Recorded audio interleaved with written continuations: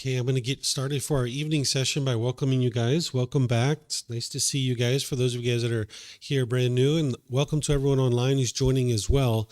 This evening from 6:30 to 8:30, I'm going to be sharing with you guys a topic of understanding and experiencing the jhanas. These are preliminary phases that the mind experiences on its way to the first stage of enlightenment, where you're experiencing enhanced qualities. So I'm going to teach you what these are and what you'll be experiencing as you're training your mind, because that way you'll actually know that you're in these jhanas, and then your practice kind of pivots at that point. We'll talk about that. I'll help you understand what that means. We're going to start off our session with loving kindness meditation, because I taught you guys that this morning, and this will be a second time for you guys to practice it. So remember, I'm going to start with the chanting to ease into the meditation. This isn't a rite, ritual, ceremony, worship, or prayer, or anything like that. This is just to help ease the mind into meditation and get more benefit out of the meditation itself. I'm then going to come in with the guidance for the breathing mindfulness meditation. There'll be a period of time where it's just quiet and we're all meditating together, everyone here and anyone joining at home. Then I'm going to come back in with the guidance for the loving kindness meditation. Then we'll go back to breathing mindfulness and then come out with the chanting. So if you'd like to join along, feel free to take whatever position you like, and you're welcome to join in on the chanting if you like. Arahang Samma Sambuddho Mahakava Bhutang Mahakavanang Apivateyami Savakato Mahakavata Tammo Dhammang namasami Supatipano mahakavato Sāvaka Saṅkho Saṅghang namami Namo Tassa Bhagavato Arahato Samma Sambuddhassa.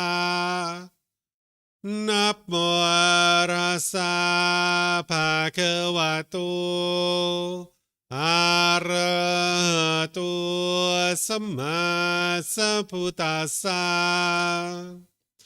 Namo Tassa Bhagavato Arahato Samma Sambuddhassa.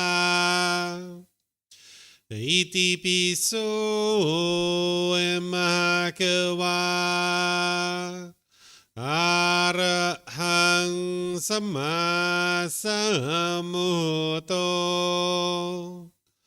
Vicacaranang sammuno Sakato rokavitu Anutero purisa Dhamma sati satatawa manusanang Bhutto Bhagavati.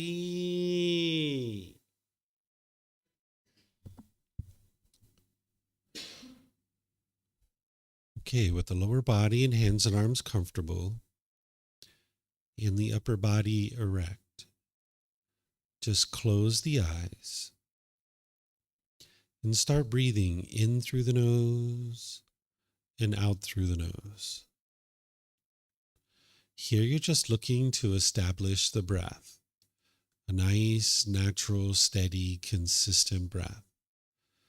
Not forced or controlled, just a gradual inhale through the nose, experiencing the full breath. And then whenever you're ready, exhale out through the nose. Breathing in and out. Breathing in and out. Your breath may not match up with the guidance that I'm providing, and that's okay. This is your practice. I'm just here for guidance. You can use this voice as a reminder that whenever you get to the next inhale, breathing gradually through the nose, developing a nice, natural, steady, consistent breath. And then whenever you're ready, exhale out through the nose, experiencing the full breath. Breathing in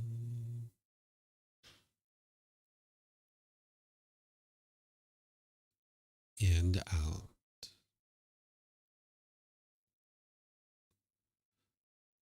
Breathing in and out.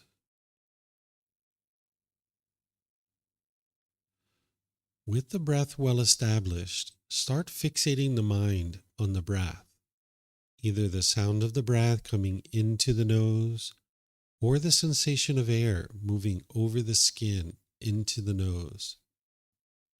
The breath is the present moment.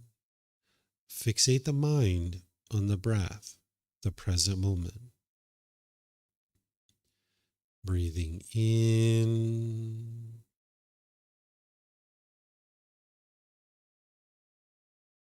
and out.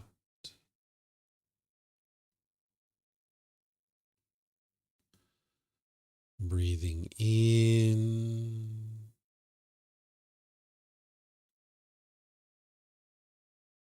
and out.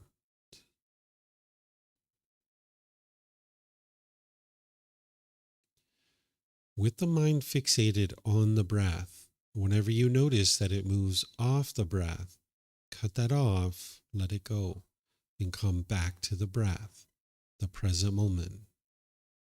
No need to observe the thought, label it, judge it, analyze it, or even try to figure out where it's coming from.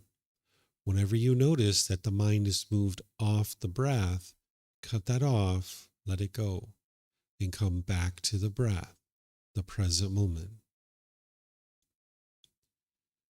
Breathing in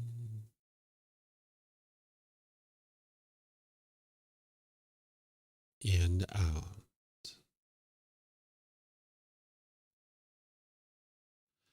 Breathing in and out.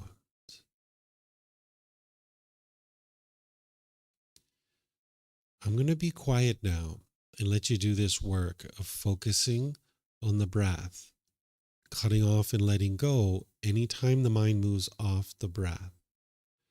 Then I'll be back with more guidance on loving kindness meditation. You have nowhere to go. There's nothing to do. No one needs you right now. This is your time to focus on the breath. Breathing in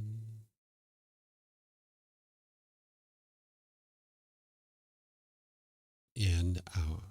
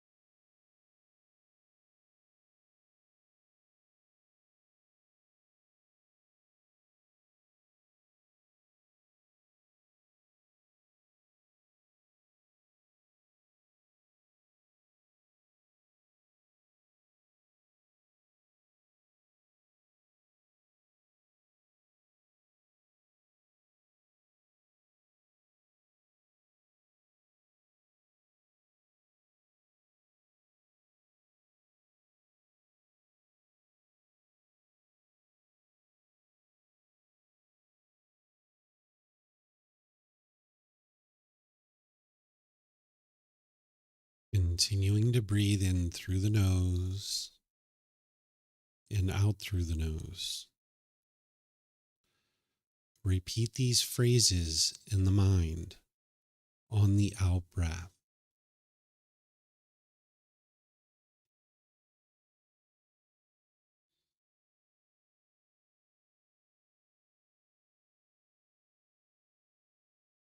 May I be peaceful.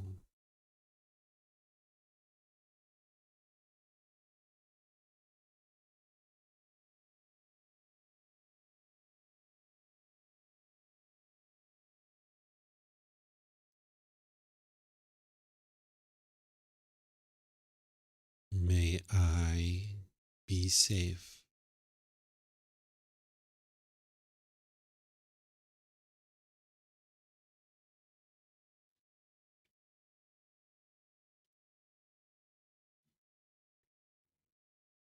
May I be well.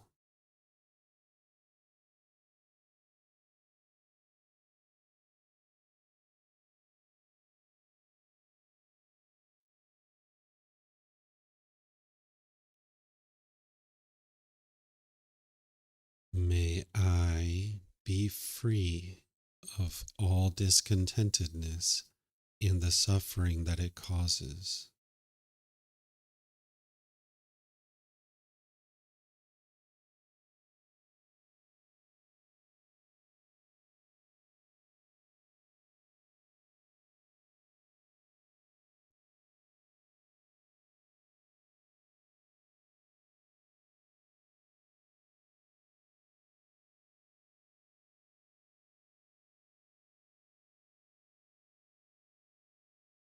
May mom and dad be peaceful.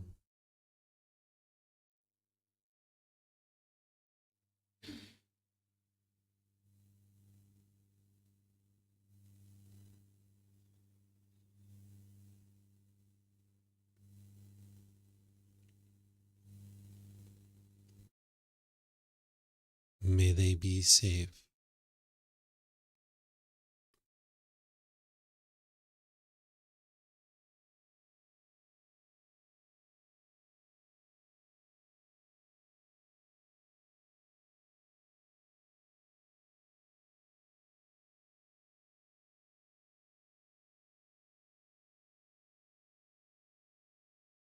May they be well.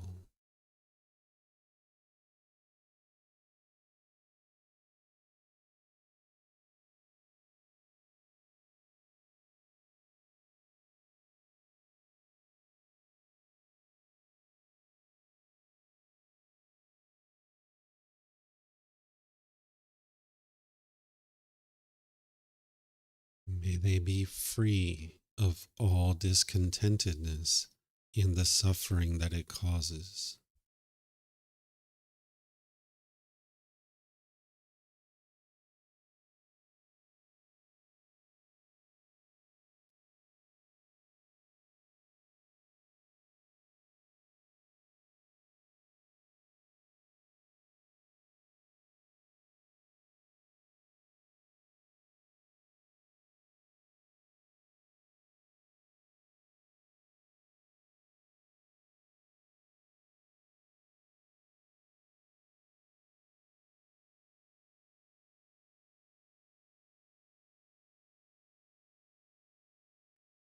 May my family, friends, co-workers, and neighbors all be peaceful.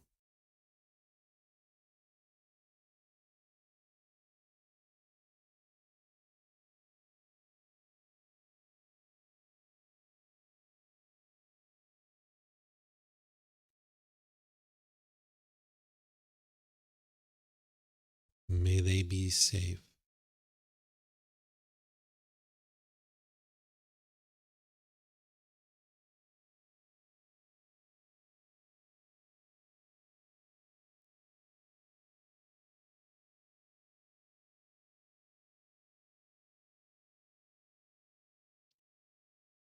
May they be well.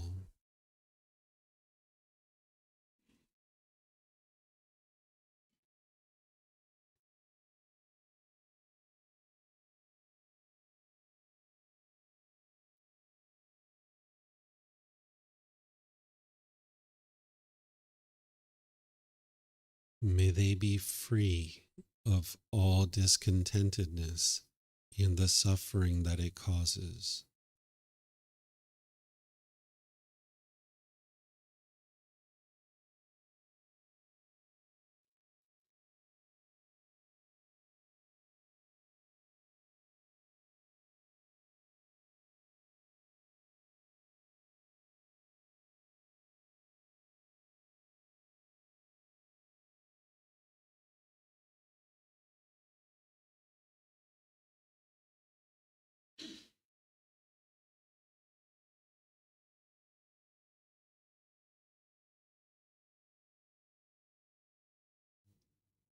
May all those who have caused me harm be peaceful.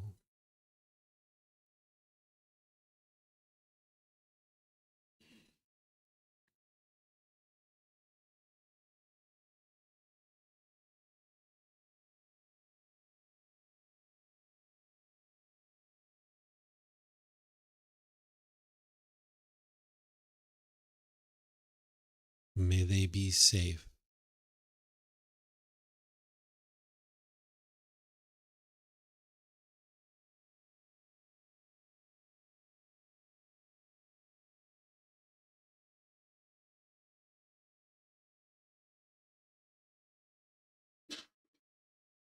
May they be well.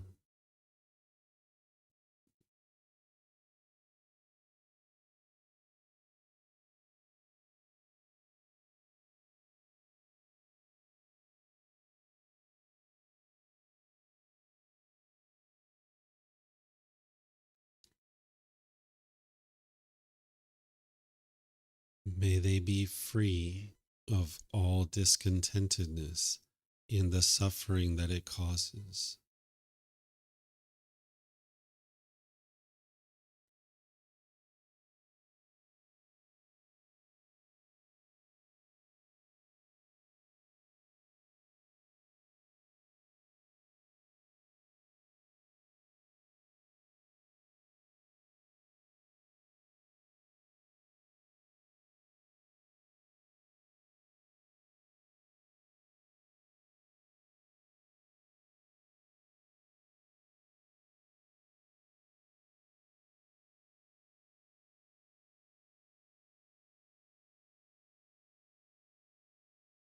May all those who I have harmed be peaceful.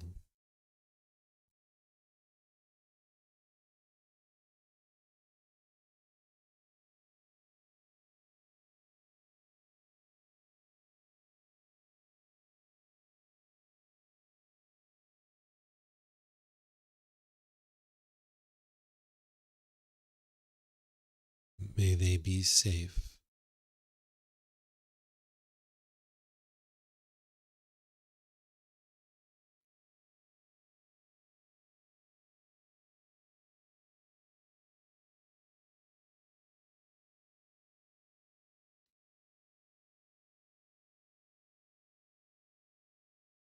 May they be well.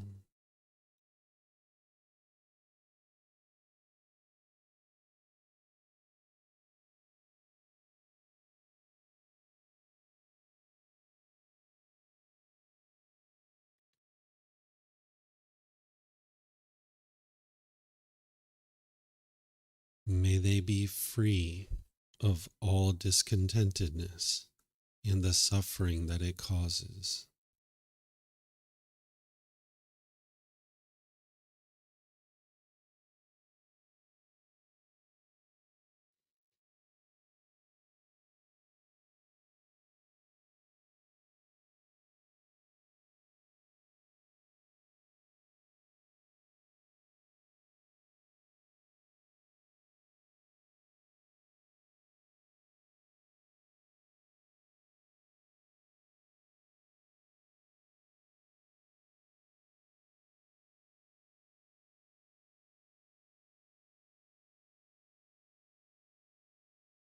May all beings, wherever they reside, be peaceful.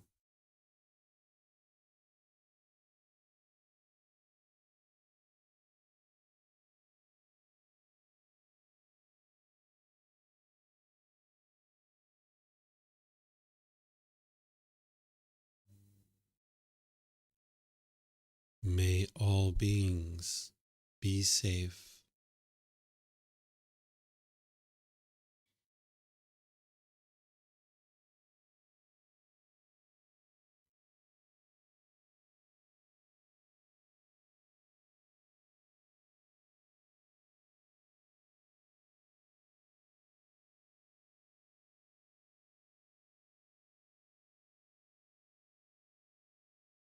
May all beings be well.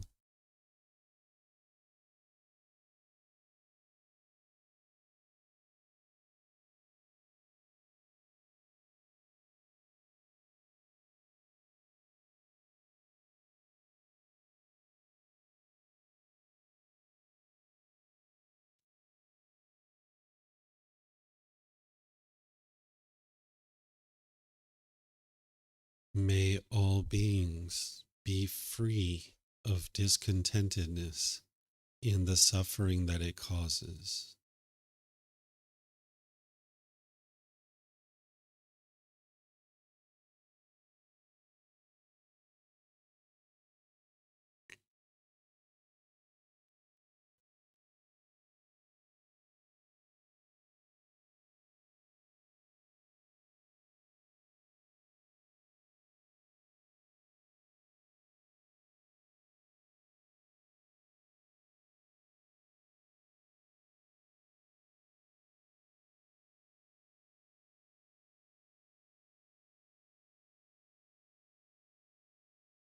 Now return back to breathing mindfulness meditation, focusing on the breath, cutting off and letting go anytime the mind moves off the breath.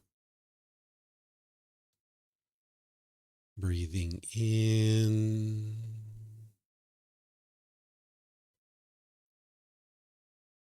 and out.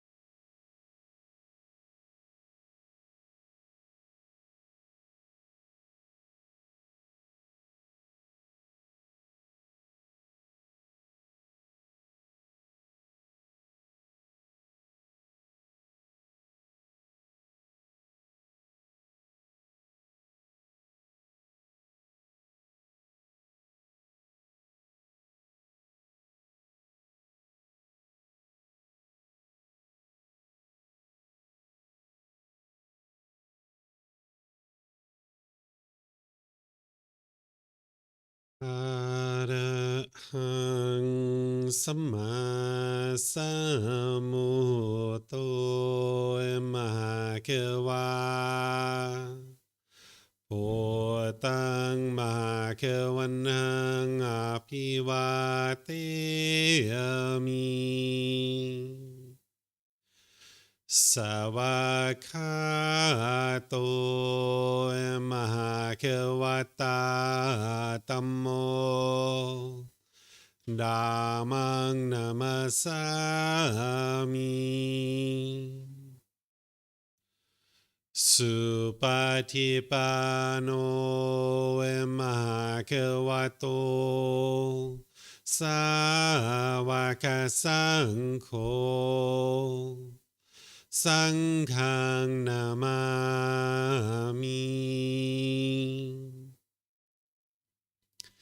Namo Rasa Bhagavato Arahato Samma Sambuddhassa Namo Rasa Bhagavato Arahato Samma Sambuddhassa Namo Rasa Bhagavato Arahato Samma Sambuddhassa Iti piso Mahakava Arahang Samma Sambuddho Vicacaranang Sammuno Sakato Rokavitu Anutero Purisa Dhamma Sati Satatawa Manusarang Bhutto Bhagavati.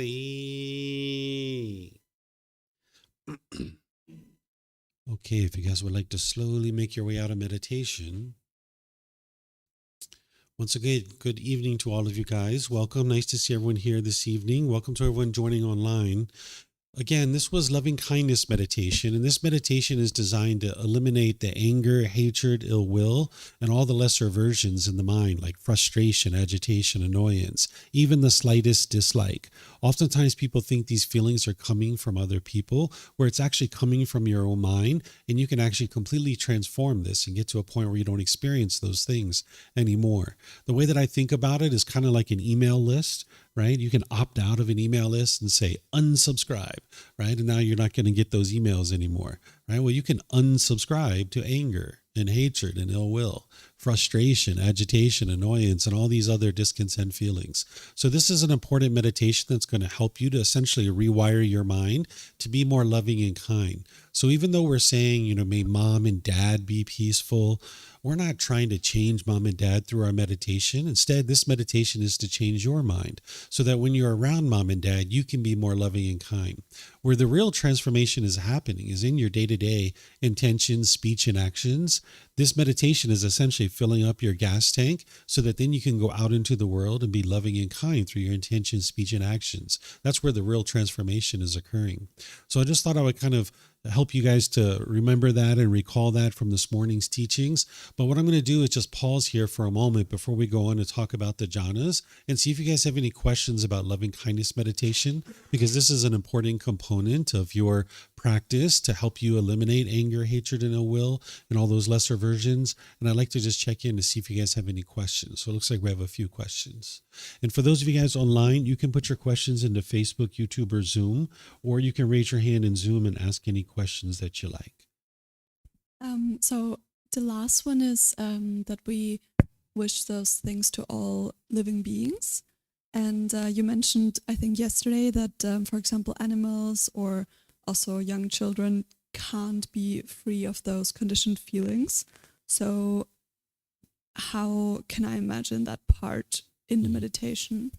Yeah, even though these animals and other beings in the lower realms, they can't get to enlightenment, they can't experience enlightenment, you can have a genuine interest in seeing them be well. And part of them being well, a big part of them being well, is ultimately getting to enlightenment, but they're not going to do it in that existence. They're going to need to be reborn into a human existence or a heavenly existence. But what this will do is this will help cultivate loving kindness in your mind so that even when you're around those animals, you can have loving kindness. And you probably already do, but when you're around animals, you can have loving kindness for them and understanding like, oh, it's so unfortunate that they can't get to enlightenment in this existence. But now as they are able to, they can be reborn and get to enlightenment in a future existence. So it's just a way to help your mind to fill up and permeate with loving kindness rather than wishing for them to get to enlightenment right now. It's more of a genuine interest in seeing them be well and cultivating that in your mind so then it can permeate in your mind, but then also your intention, speech, and actions can emanate from that. Mm-hmm. Mm-hmm. More questions? Mm-hmm.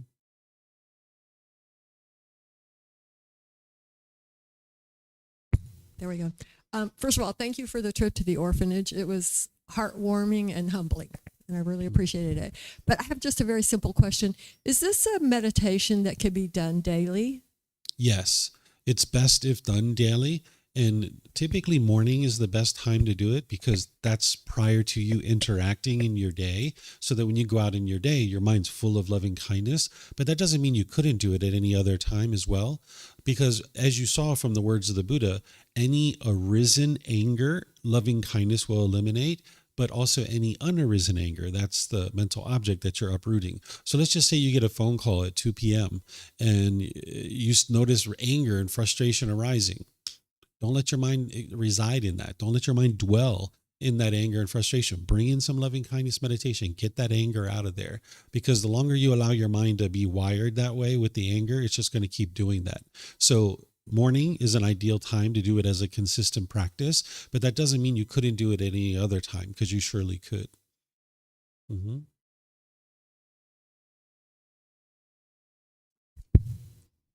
If we have some specific person in our mind, can we, let's say, repeat the same person many times in the same meditation or like love and kind meditation? Or it's better just to include it once, but at each meditation that we do? You can do it multiple times. So those rings, usually your mind can handle about 6 or 8 rings in any one given meditation. So if you're going to do a certain person more than once, then you would just count that as a second or third ring. But it's really helpful, actually. When I first started this, I had a lot of hostility and bitterness towards myself. I had a lot of negative self-talk in the mind. And I also had a lot of anger towards my mom, a lot of resentment towards my mom. So I used to do, may I be peaceful, safe, well, free of discontentedness. I would do that like 2 or 3 times for myself. I would do my mom 2 or 3 times, and then I would do all beings because I was trying to like knock that anger out. Because for me, there's 2 different approaches. You could, like for me, I had a lot of anger towards my mom and myself, so I like address that first. That's the big mountain. Or you could take the other approach and say, let me get rid of these little tinier ones over here, and then I'll address the bigger ones. But yeah, you can do the same person more than once because you would like to customize this. As I shared this morning, the phrases that I'm doing, these are just general phrases because I'm doing it so that it applies to all of us. But if you have someone specific in your life, either currently in your life or maybe even they're long in the past, you'll never see them again, you would like to include those people. So, and you'll notice that your rings will actually change over time. So when I was doing this, I was actually a business person at the time. And every once in a while, there would be a situation with like an employee. And now I would put them in my meditation for 4 or 5 days. Or one time I had a landlord come in and threaten to kill me in front of my employees and my customers. That person went in my meditation and I wasn't angry at them, but I just was interested to make sure that the mind didn't have any anger at them.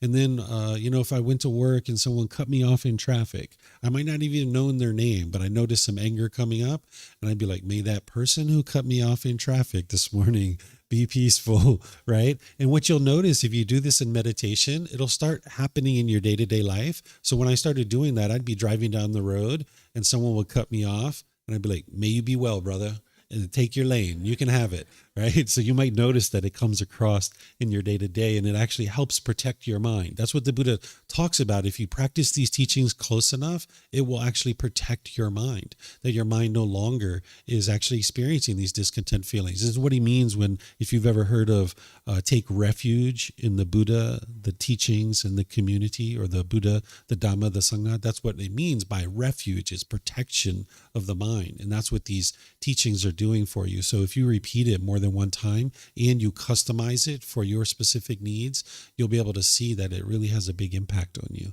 And you'll probably change it. So like that person with the traffic, they were probably in my meditation for like 3 days, right? Just to make sure. And then after that, I kind of cycled other people in and out. Mm-hmm. Yep, you're welcome. Okay, so as you guys know, at the end of the retreat on Friday, we're going to have a closing wrap-up discussion where any and all questions you guys would like to have, anything that you've been thinking about, anything that I taught at any point, you just didn't get a chance to ask questions, we're going to have that wrap-up discussion on Friday. But with this particular meditation, there's usually questions, so that's why I kind of pause here to see if you guys have any questions. But if there's anything, you can always come to me and talk privately, or you can talk after the retreat. But there's going to be that wrap-up discussion on Friday that we can do that as well.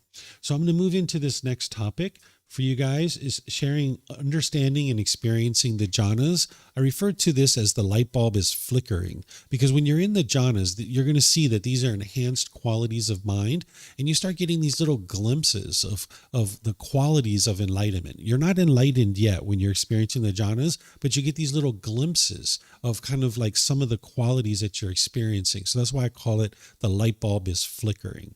So I'm going to teach you guys what these jhanas are, and I'm going to share with you what they are not also. I'm going to talk about some of the benefits of the jhanas. I'm going to talk about even some of the dangers, because there's some dangers in them as well. I'm going to talk to you about how that you actually experience these jhanas, and I'm going to do just like I always do, which is share with you the original words of the Buddha, so you can see what the Buddha teaches on these things. Because anytime you're learning something, you would like to learn with the original words of the Buddha, because that's the person who discovered the path, and you'd be wise to learn with his teachings. So just like always, you guys can ask any and all questions that you like.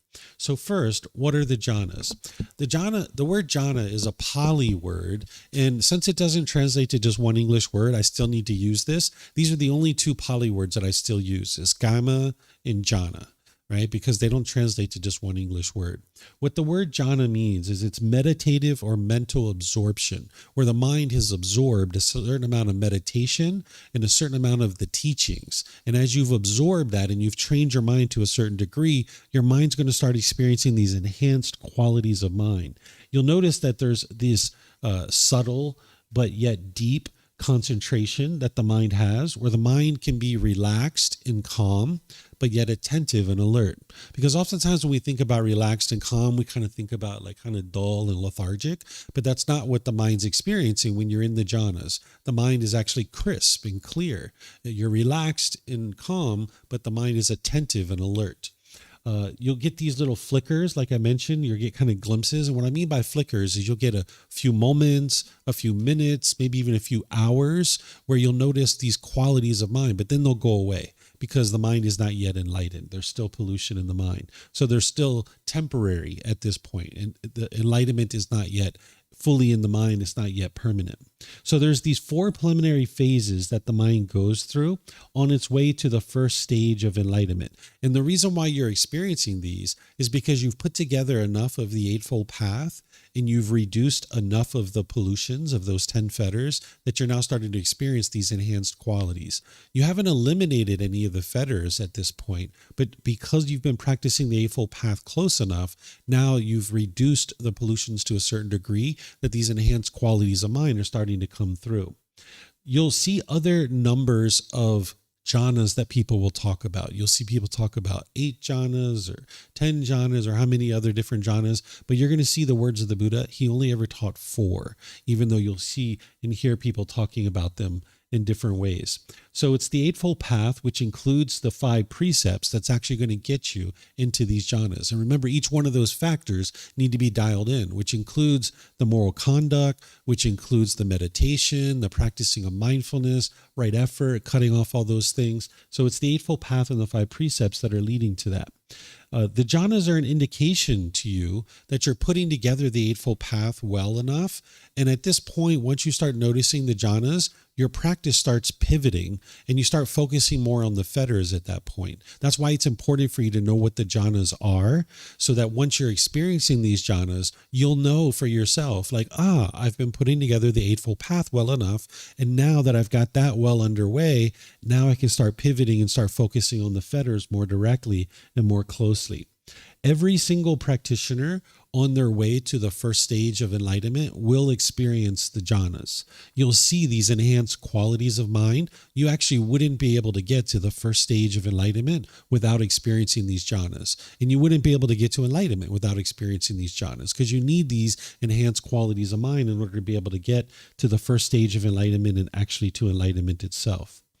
The jhanas are temporary. It's not meant for your mind to dwell in these mental states, meaning that there's more progress to develop. There's more growth to develop. I've seen people sometimes get really bogged down in the jhanas, because being off the path to enlightenment and being in the jhanas, it's like night and day. And it's oftentimes very pleasurable for the individual. And when they're starting to experience these jhanas, they can almost get obsessed about the jhanas. Like, oh my gosh, am I in the first jhana or the second jhana? Am I in the third jhana? What do I need to do to get to the third jhana? They can get really obsessed with these, and you can kind of get bogged down. So it's important to keep in mind that the jhanas are temporary. While those enhanced qualities of mind that you're experiencing will be with you all the way through to enlightenment, you're not meant to be dwelling in these jhanas, meaning that there's more growth and more development for you to experience beyond that.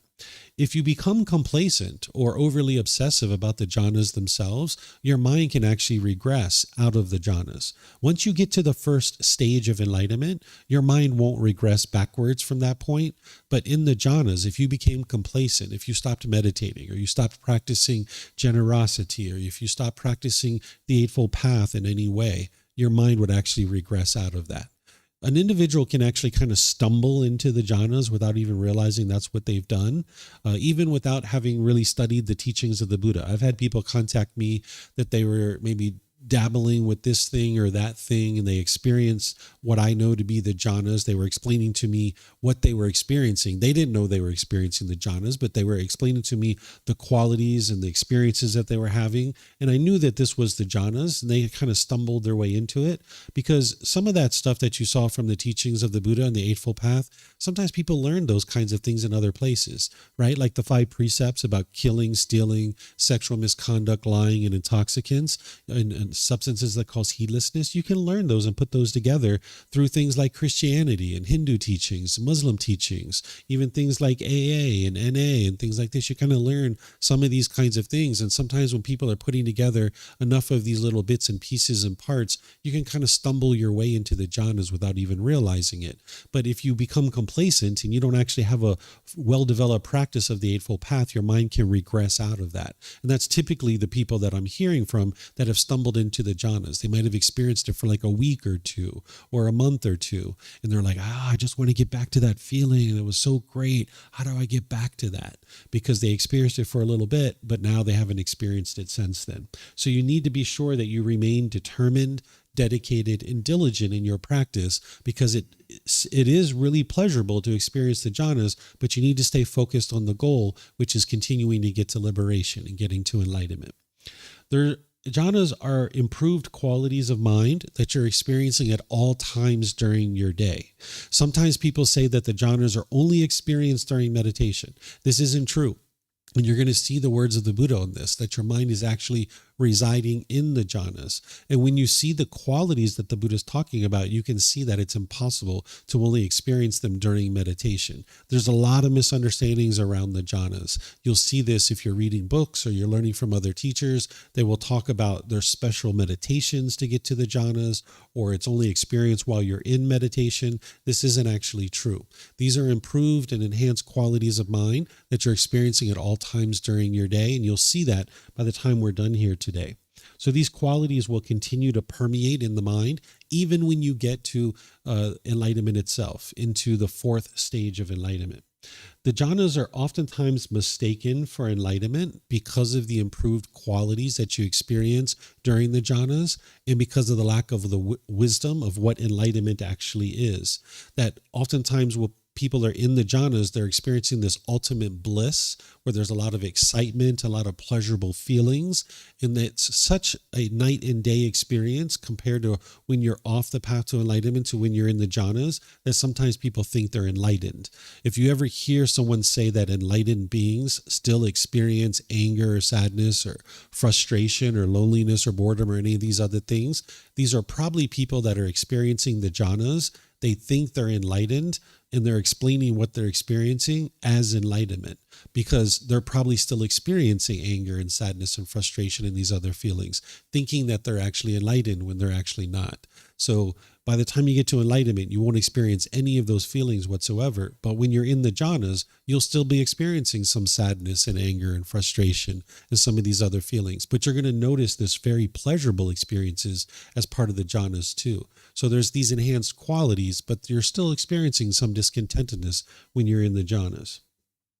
What the jhanas are not is they're not something to be boastful about or claiming that you have attained a certain jhana. If you're going around being boastful and arrogant about attaining these jhanas, that's what we refer to them as, attainments, then you're actually not going to be able to continue to progress because getting to enlightenment, you need to eliminate the ego. You need to train the mind to be humble and down to earth and see everybody as equal and not look at yourself as being above people and looking down on people. So if you're in the jhanas being boastful and bragging about that you're in the jhanas, this is not the wise thing to do because it's actually going to hinder you from continuing to make forward progress.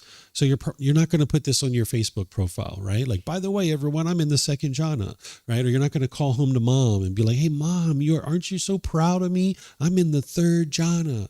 Right? This isn't something that you would like to be able to do. In fact, you probably will only talk about these with maybe your teacher because maybe you're trying to figure out whether or not you're in the jhanas or not. And you're going to maybe talk to that person about this because the Buddhist path with the jhanas and the 4 stages of enlightenment, it's kind of like a personal growth path, right? It's a personal growth plan.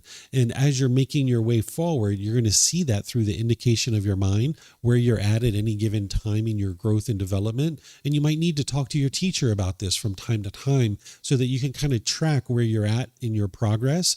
And this is going to help you to know what to focus on next. If you know where you're at, you can know what to focus on next. So sometimes students do. They say, hey, I think I'm in the jhanas, or I think I'm in the 1st or 2nd stage of enlightenment, and things like this. So this can be helpful to talk to with a teacher, but you're doing that with the intention of making forward progress. You're not doing that with the intention to boast or brag or be arrogant or prideful. Okay, so this isn't something to boast or brag about. The jhanas are not something that are only experienced in meditation, and it is not only meditation that produces these mental qualities. Sometimes you will hear people say that all you need to do is meditate and you will experience the jhanas. And inside the meditation, they think that that's where they're experiencing the jhanas, and this isn't actually true. This isn't something to crave or desire or become obsessed about of what jhana you're headed towards, what jhana you're in, and all these kinds of things. Sometimes when people hear about the jhanas, they start craving it. Even enlightenment, people can crave enlightenment. So you need to be able to come to the middle where you're gradually making wise decisions towards your growth and development without longing, yearning, and chasing it. Right? That's what you would ultimately like to be able to do so you're not craving it. The jhanas are not enlightenment. It's important to know that because when you're in the jhanas, this is the first real big indication that you're definitely making forward progress. You're going to see forward progress all the way through. I've had some students come in after 2 days of learning with me, and they said, oh my gosh, David, I got an email this morning that normally would have just shaken me up, and I would have felt so guilty and shameful, but I read that, and I just completely understood. It was just impermanence. That's all it was, and I wasn't feeling guilty or shameful or sad or anything. And that was just after 2 days of learning, something like the 4 Noble Truths that I teach on the second day typically of most courses. So people will see indication that there's improvement along the way, but the jhanas are like the first big indication that you start seeing real enhanced qualities of the mind. So sometimes people can think that they're enlightened, but that's not the case. But it is an indication for you and helpful to know that you're in these jhanas. The jhanas aren't something that's mystical or magical that determines that you're a special person or you somehow have some kind of special powers or only experienced by special people. This isn't true. Everybody and anybody who's on the journey to enlightenment, who's growing and developing with these teachings, on their way to the first stage of enlightenment, they will experience these jhanas. Okay? So any questions so far on what the jhanas are, what the jhanas are not? No questions? Okay. So now I'm going to talk a little bit about the dangers of the jhanas.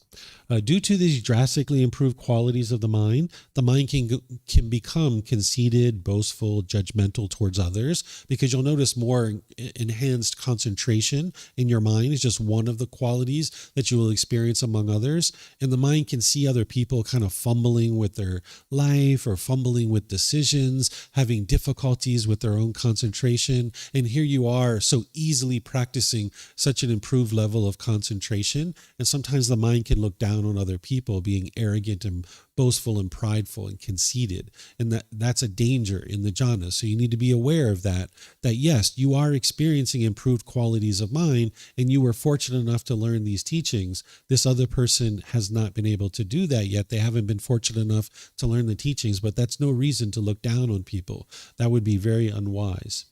The mind can become complacent because once you get into those jhanas, it's really enjoyable. It's very pleasurable. And the mind can oftentimes become complacent. It just kind of is like, this feels so great. I just want to stay here in the jhanas. But then when you become complacent, the mind will regress out of them. So that's why that's a real danger for you, that you're not interested in becoming complacent. You need to remain dedicated and diligent as you're experiencing these.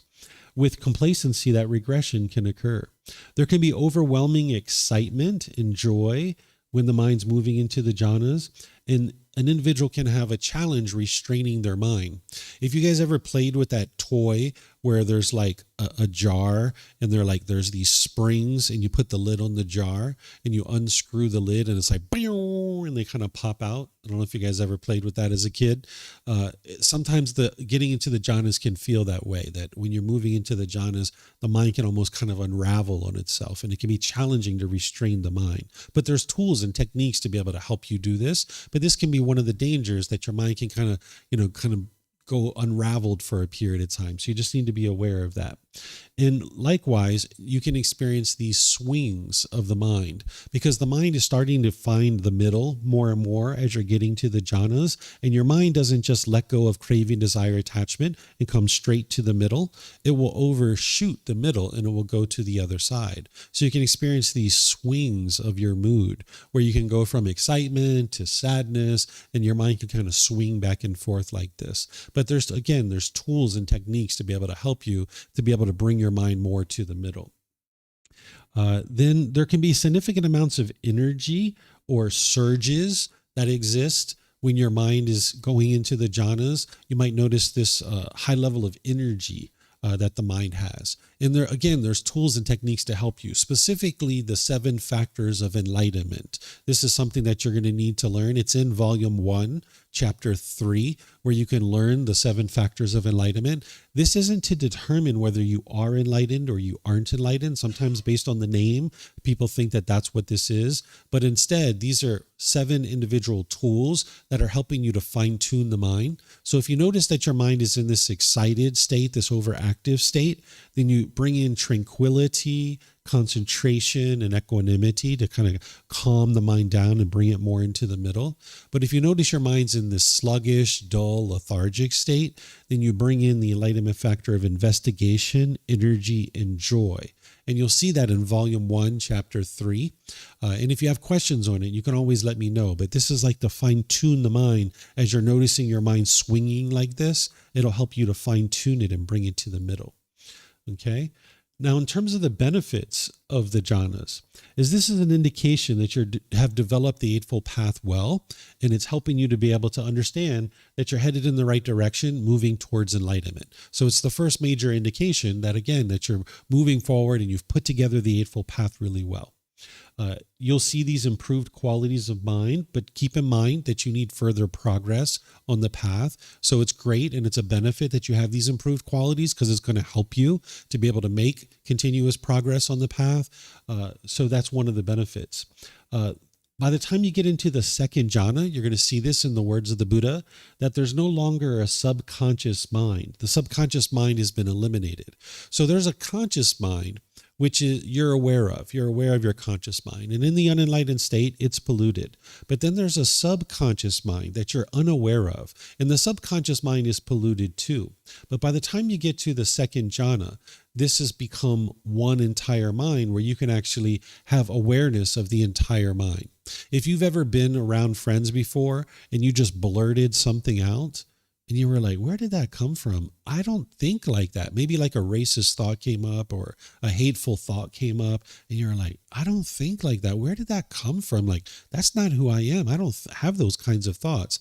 That's your subconscious mind throwing thoughts up into your conscious mind, and then you just blurted it out, because you're unaware of your subconscious mind in the unenlightened state. And it's actually more heavily polluted than the conscious mind. So in order to get to enlightenment and purify the entire mind, you need to be able to experience what's called oneness of mind, or unification of mind, where you can see and have awareness of the entire mind. So by the time you get to the second jhana, there's been enough progress and development in your practice that you'll have full awareness of the entire mind. There's no longer a conscious mind and a subconscious mind. You will be conscious of the entire mind. And sometimes at this point, people refer to this as opening of the third eye, or some people call it the divine eye or the spiritual eye. You start getting all this introspection and you start seeing things really clearly. Some people can become very emotional in this second jhana because you start seeing truly how dirty and polluted the mind actually is, because you now have full awareness of the entire mind. Sometimes people bust out in tears as they're starting to experience this observation of their mind, and they have oneness of mind. So we'll talk about that more in a moment, but that's one of the benefits of the jhanas, because now you can see the whole mind.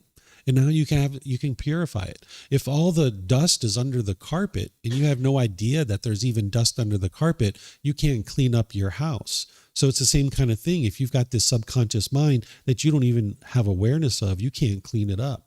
But once you become aware of the entire mind, now you can actually clean it up. So it's good to pull the carpet back and get the dust out, but it can kind of cause some choking sometimes too, right? So that's the same thing, is when you start getting full awareness of your mind, the mind can be like, oh my gosh, I had no idea all that dark stuff was in there. And it can be somewhat emotional for some people. There's the cultivation of deep wisdom. I already mentioned this one, that some people refer to it as the third eye, or the opening of the third eye, or the inner eye, or the divine eye. There's this introspection that occurs when you're in the jhanas. And this is a benefit because now you can be more and more introspective. This is what we were talking about yesterday when I was discussing the 5 precepts about how psychedelics don't allow you to do this. Psychedelics kind of promote this type of thing where it appears as if you're being introspective, but it's conditional. It's based on a substance. You would like to get to the point where you have that introspection at all times during your day. And that's what you're going to start experiencing as you're getting into the second jhana, where you start having this introspection and this inward looking eye to be able to look inward and be reflective. You'll have a lot more wisdom when you're in the jhanas of what is wholesome and unwholesome, and you'll be able to make a lot wiser decisions that are leading to more improved results in your day-to-day life. You will have cultivated a certain amount of wisdom and trained your mind to a certain degree to be able to get into the jhanas, and now in the jhanas, with that improved wisdom, you're making improved decisions in your life, and you're going to see more improved results in your day-to-day life. You still have unwholesome karma when you're in the jhanas, but you're starting to produce more and more wise decision making, which is producing more and more wholesome karma for you. So you'll notice certain things in your life starting to clear out a little bit, and you're starting to make some real improvement, not just to your mind, but to the way that things are going on in your day-to-day life as well. Some more benefits is when you're in the jhanas, discontentedness is significantly reduced, but it's not eliminated. The same thing is true when you're in the first stage of enlightenment. Discontentedness is significantly reduced, but it's not yet eliminated. You're still going to be experiencing discontentedness, but the mind has come more to the middle, so your discontentedness isn't as extreme as it once was when you're in the jhanas. There'll be calmness and composure that is readily available. You might refer to this as equanimity, where the mind can be calm and composed, even in difficult situations. That's more readily available and easily practiced for you.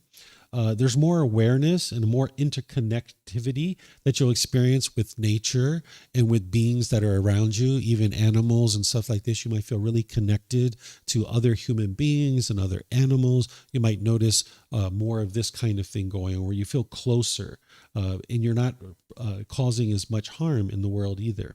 Smiling becomes a lot easier, and there's a more cheerful disposition when you're in the jhanas. So you'll notice that.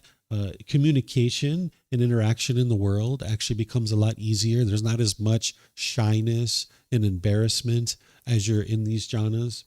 It's easier to develop relationships and wholesome friends because you have increased amount of wisdom about the natural law, and you're practicing wholesome intentions, speech, and actions. When you don't have wisdom of the natural laws, you'll tend to just make friends with just about anybody who comes along. But when you start understanding these natural laws, you won't be judgmental towards people, but you just be aware of who you're choosing to spend your time with. Because if people are into unwholesome things and doing unwise things within their own life, if you choose to associate with that person, now it's going to affect you in a negative way. Other people can't cause unwholesome karma for you, but your choice to be involved in their life will produce unwholesome karma. So for example, let's just say I grew up and I have this childhood friend that we've always been friends since we were like 8 years old, and we've always been friends. But when we got to around 18 years old, let's just say I have a friend that started to sell drugs, illicit drugs, and they've never offered me drugs. They know that I don't use them. We've been friends for a really long time, but I've always known that they sell drugs, and they know that they sell drugs, and we just hang out because we've always been friends. And now as we age together, 19, 20, 22 years old, we're still hanging out, right? Well, in this situation, it's unwise to hang out with this type of individual, not because we're looking down on them, not because we think they're a bad person or anything like that, but because of the unwholesome karma that this person is generating through selling substances that cause heedlessness. Now, when I'm out with them, let's just say a rival drug dealer sees them and they start trying to shoot them with a gun. Well, those bullets are going to come towards me too, because I'm hanging out with my friend. Right? So this is the unwholesome karma that I'm experiencing as a result of my choice to associate with someone who's into unwholesome things. Or say we're driving in a car and I get pulled over for speeding, and my friend is in my seat next to me, and now maybe they slip some cocaine underneath of my seat. And now when the police officer searches the car, maybe it gets pinned on me because it was under my seat. So you start learning about these natural laws, about the things that you learn with the Eightfold Path and the 5 precepts, and you start making different decisions about who you spending time with, where in the past, maybe you were clinging to this relationship with this friend because you've been friends with them since you were 8 years old. But now as you start becoming wiser about the natural laws, you'll start making different decisions about who you choose to spend time with. And now because of that increased wisdom, you're going to start noticing that it's easier for you to develop relationships, and the people that you choose to involve in your life will be doing more and more wholesome things. By the time you get to enlightenment, you can spend time with anybody and everybody, and you can be completely peaceful and joyful.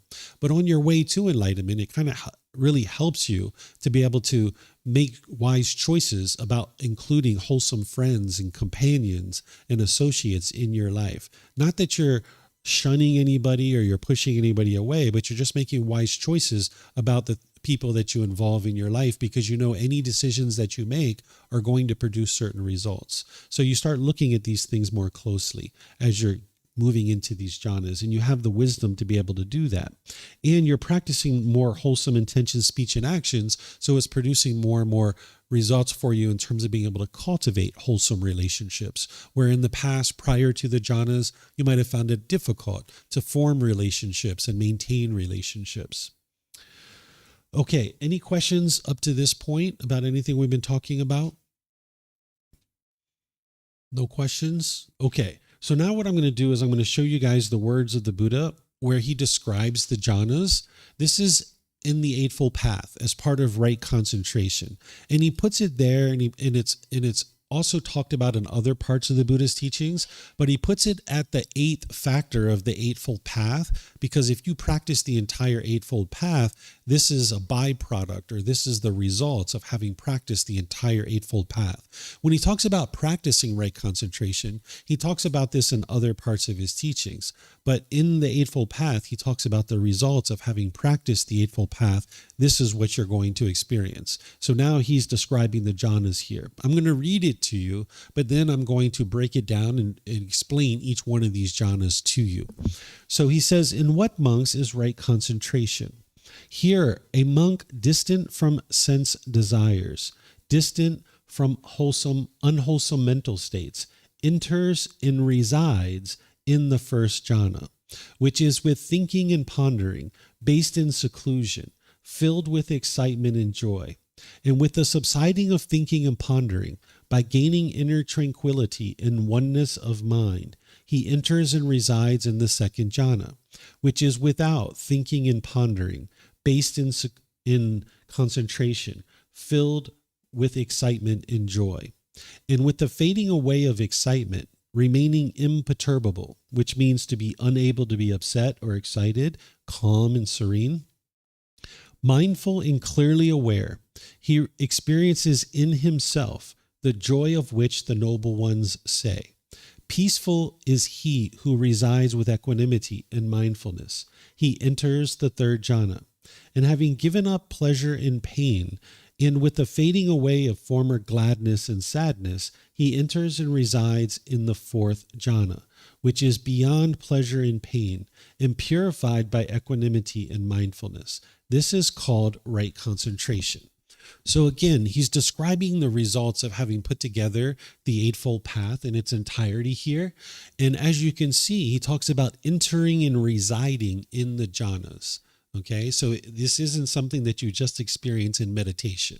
That's the common thing that you're going to hear in the world where people are misunderstanding these jhanas. They think that it's only in meditation that you're experiencing these jhanas. But you can see from the words of the Buddha, he's talking about residing in the jhanas, and you can see the qualities that he's talking about. But now what I'm going to do is I'm taking out all the connecting words, and I'm going to explain what each one of these jhanas are so you can see what the Buddha is describing here. So this first jhana, he's talking about distant from sense desires and distant from unwholesome mental states. What he's talking about here is that by the time you get to the first jhana, you will notice that you're starting to distance yourself from certain sensual desires and unwholesome mental states. You're no longer interested in just chasing after your cravings. You still have cravings when you're in the jhanas, but you understand the danger in that, and you're starting to distance yourself from certain sensual desires. We haven't studied the 6 sense bases yet. We're going to be doing that tomorrow. But you'll understand more about sensual desire when we talk about the 6 sense bases. This is where the mind is longing, yearning through the eyes, ears, nose, the tongue, the body, and then the mind itself for agreeable contact.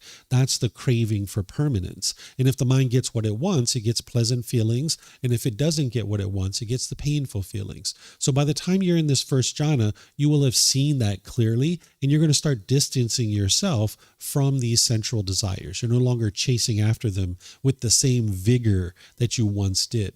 You're also distancing yourself from unwholesome mental states. You start understanding how unwise it is to be angry and frustrated and agitated and bitterness and hostility. And you're starting to make the decision like, let me get away from that. Let me distance myself from that.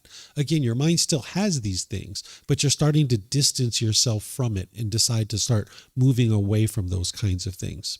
And then there's thinking and pondering in the first jhana.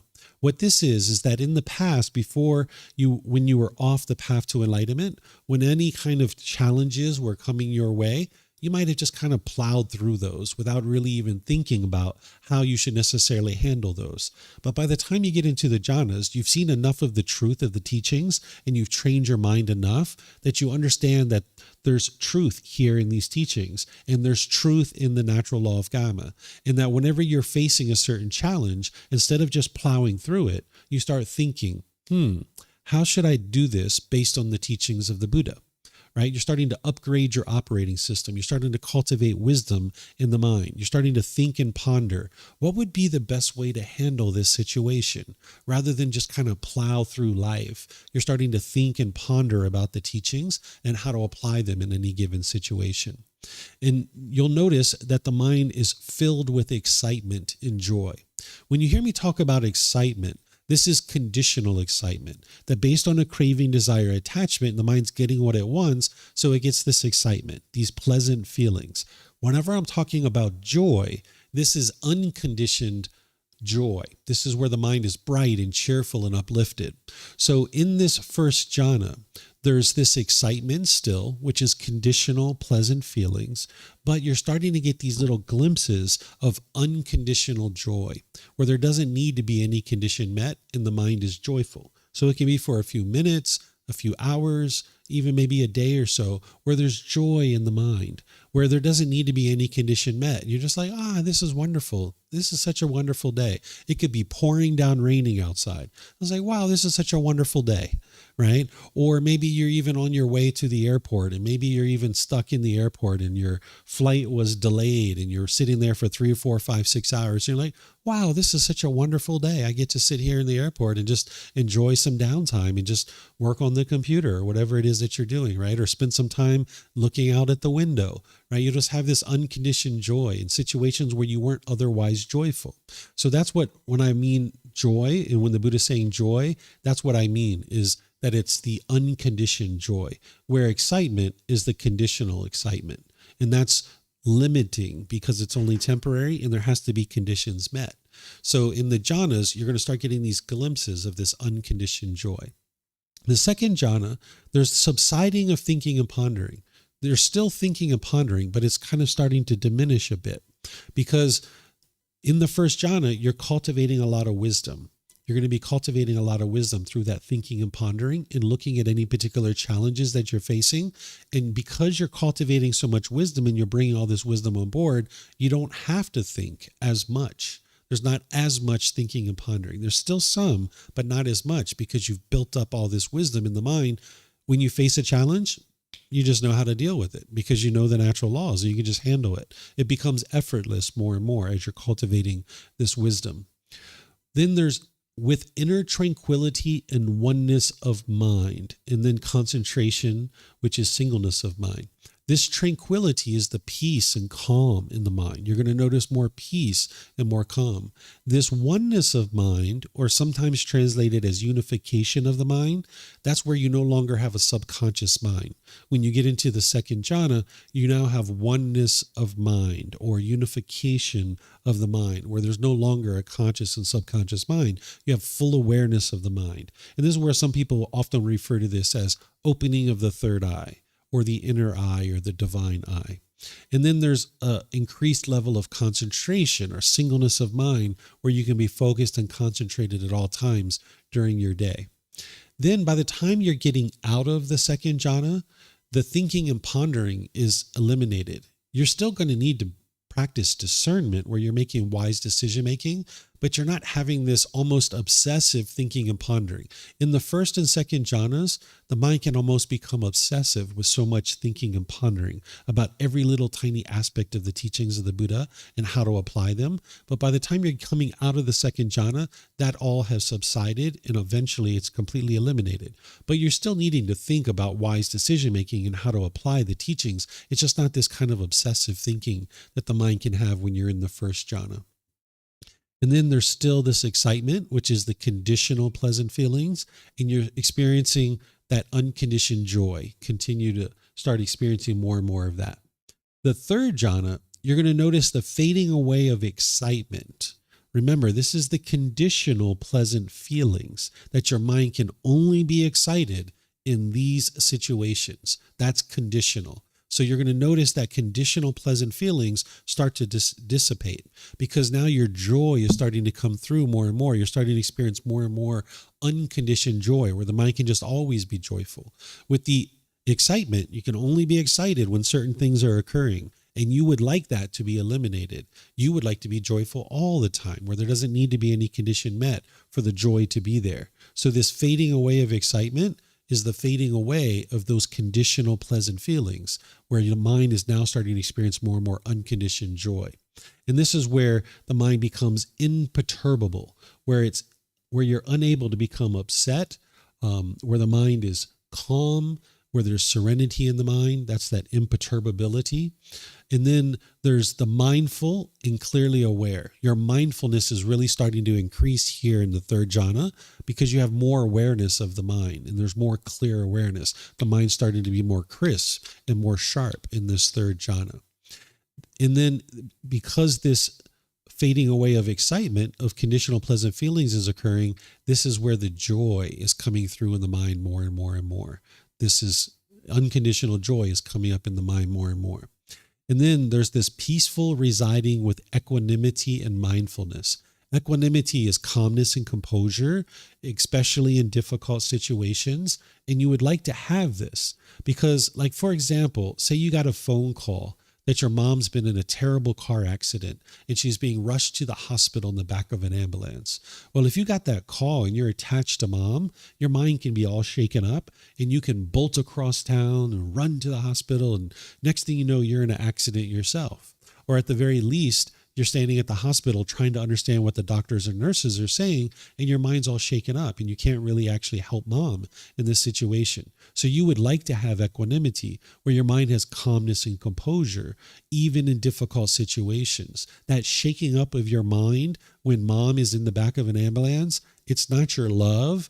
That's a craving for mom to be permanently healthy. That's what's causing that.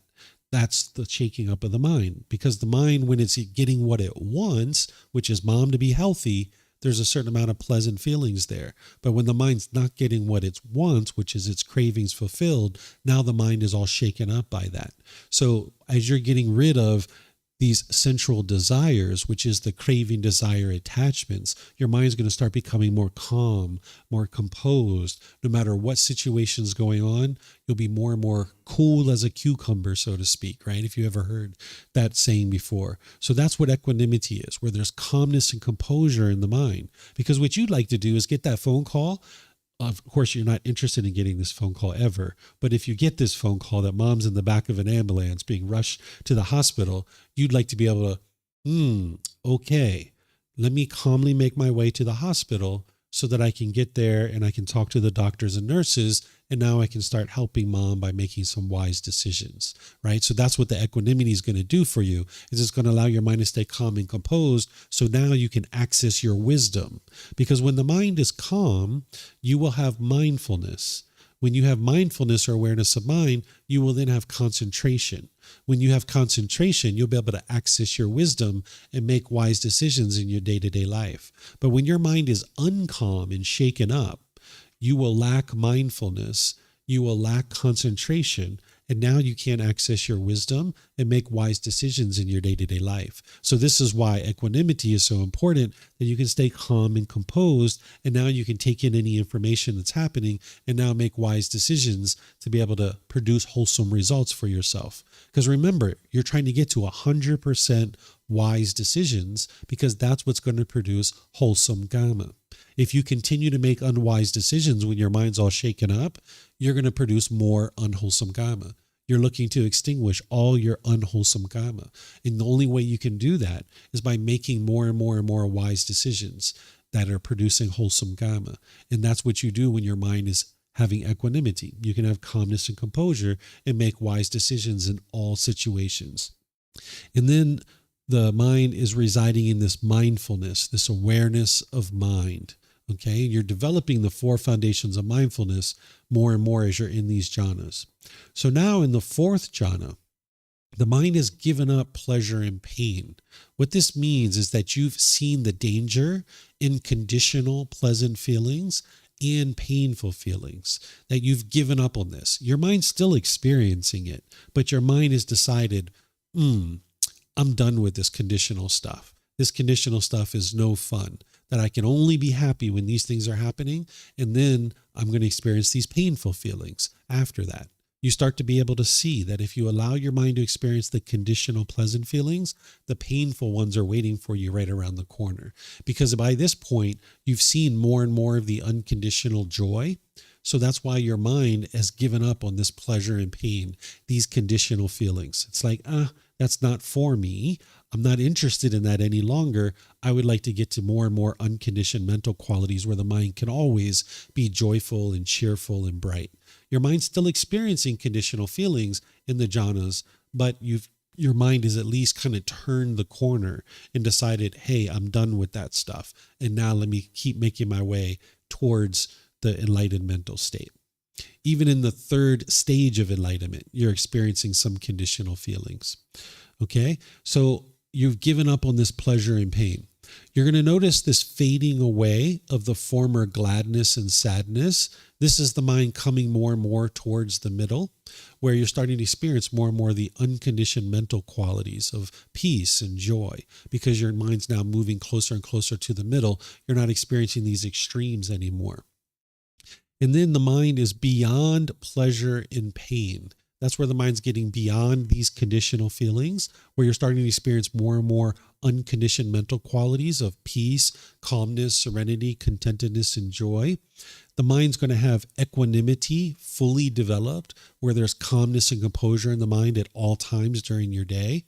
And mindfulness is going to be fully developed as well, brought to fulfillment, meaning you'll have all four foundations of mindfulness developed. You'll be able to observe there's those bodily sensations, there's the feeling, there's the condition of the mind, and here's the mental objects. You'll be able to see all of that within your own mind.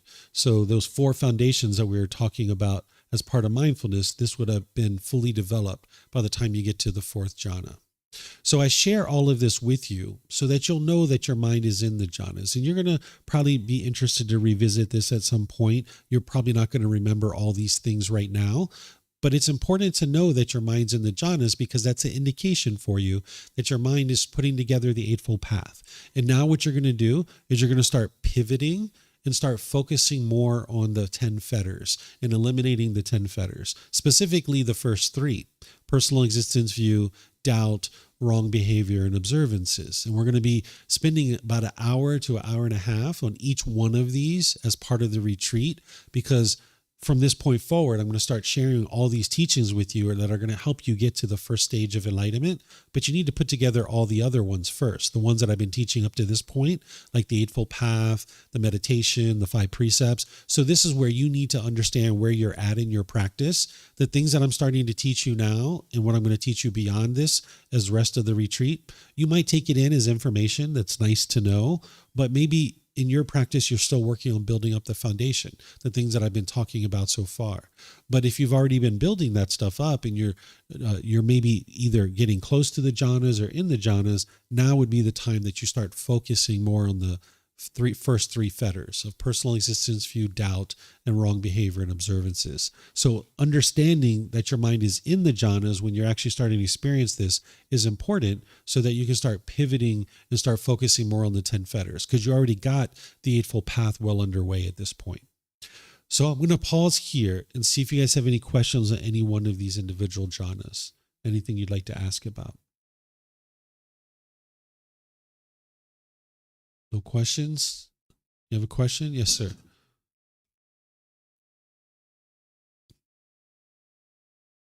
Four jhanas are stages of enlightenment, right?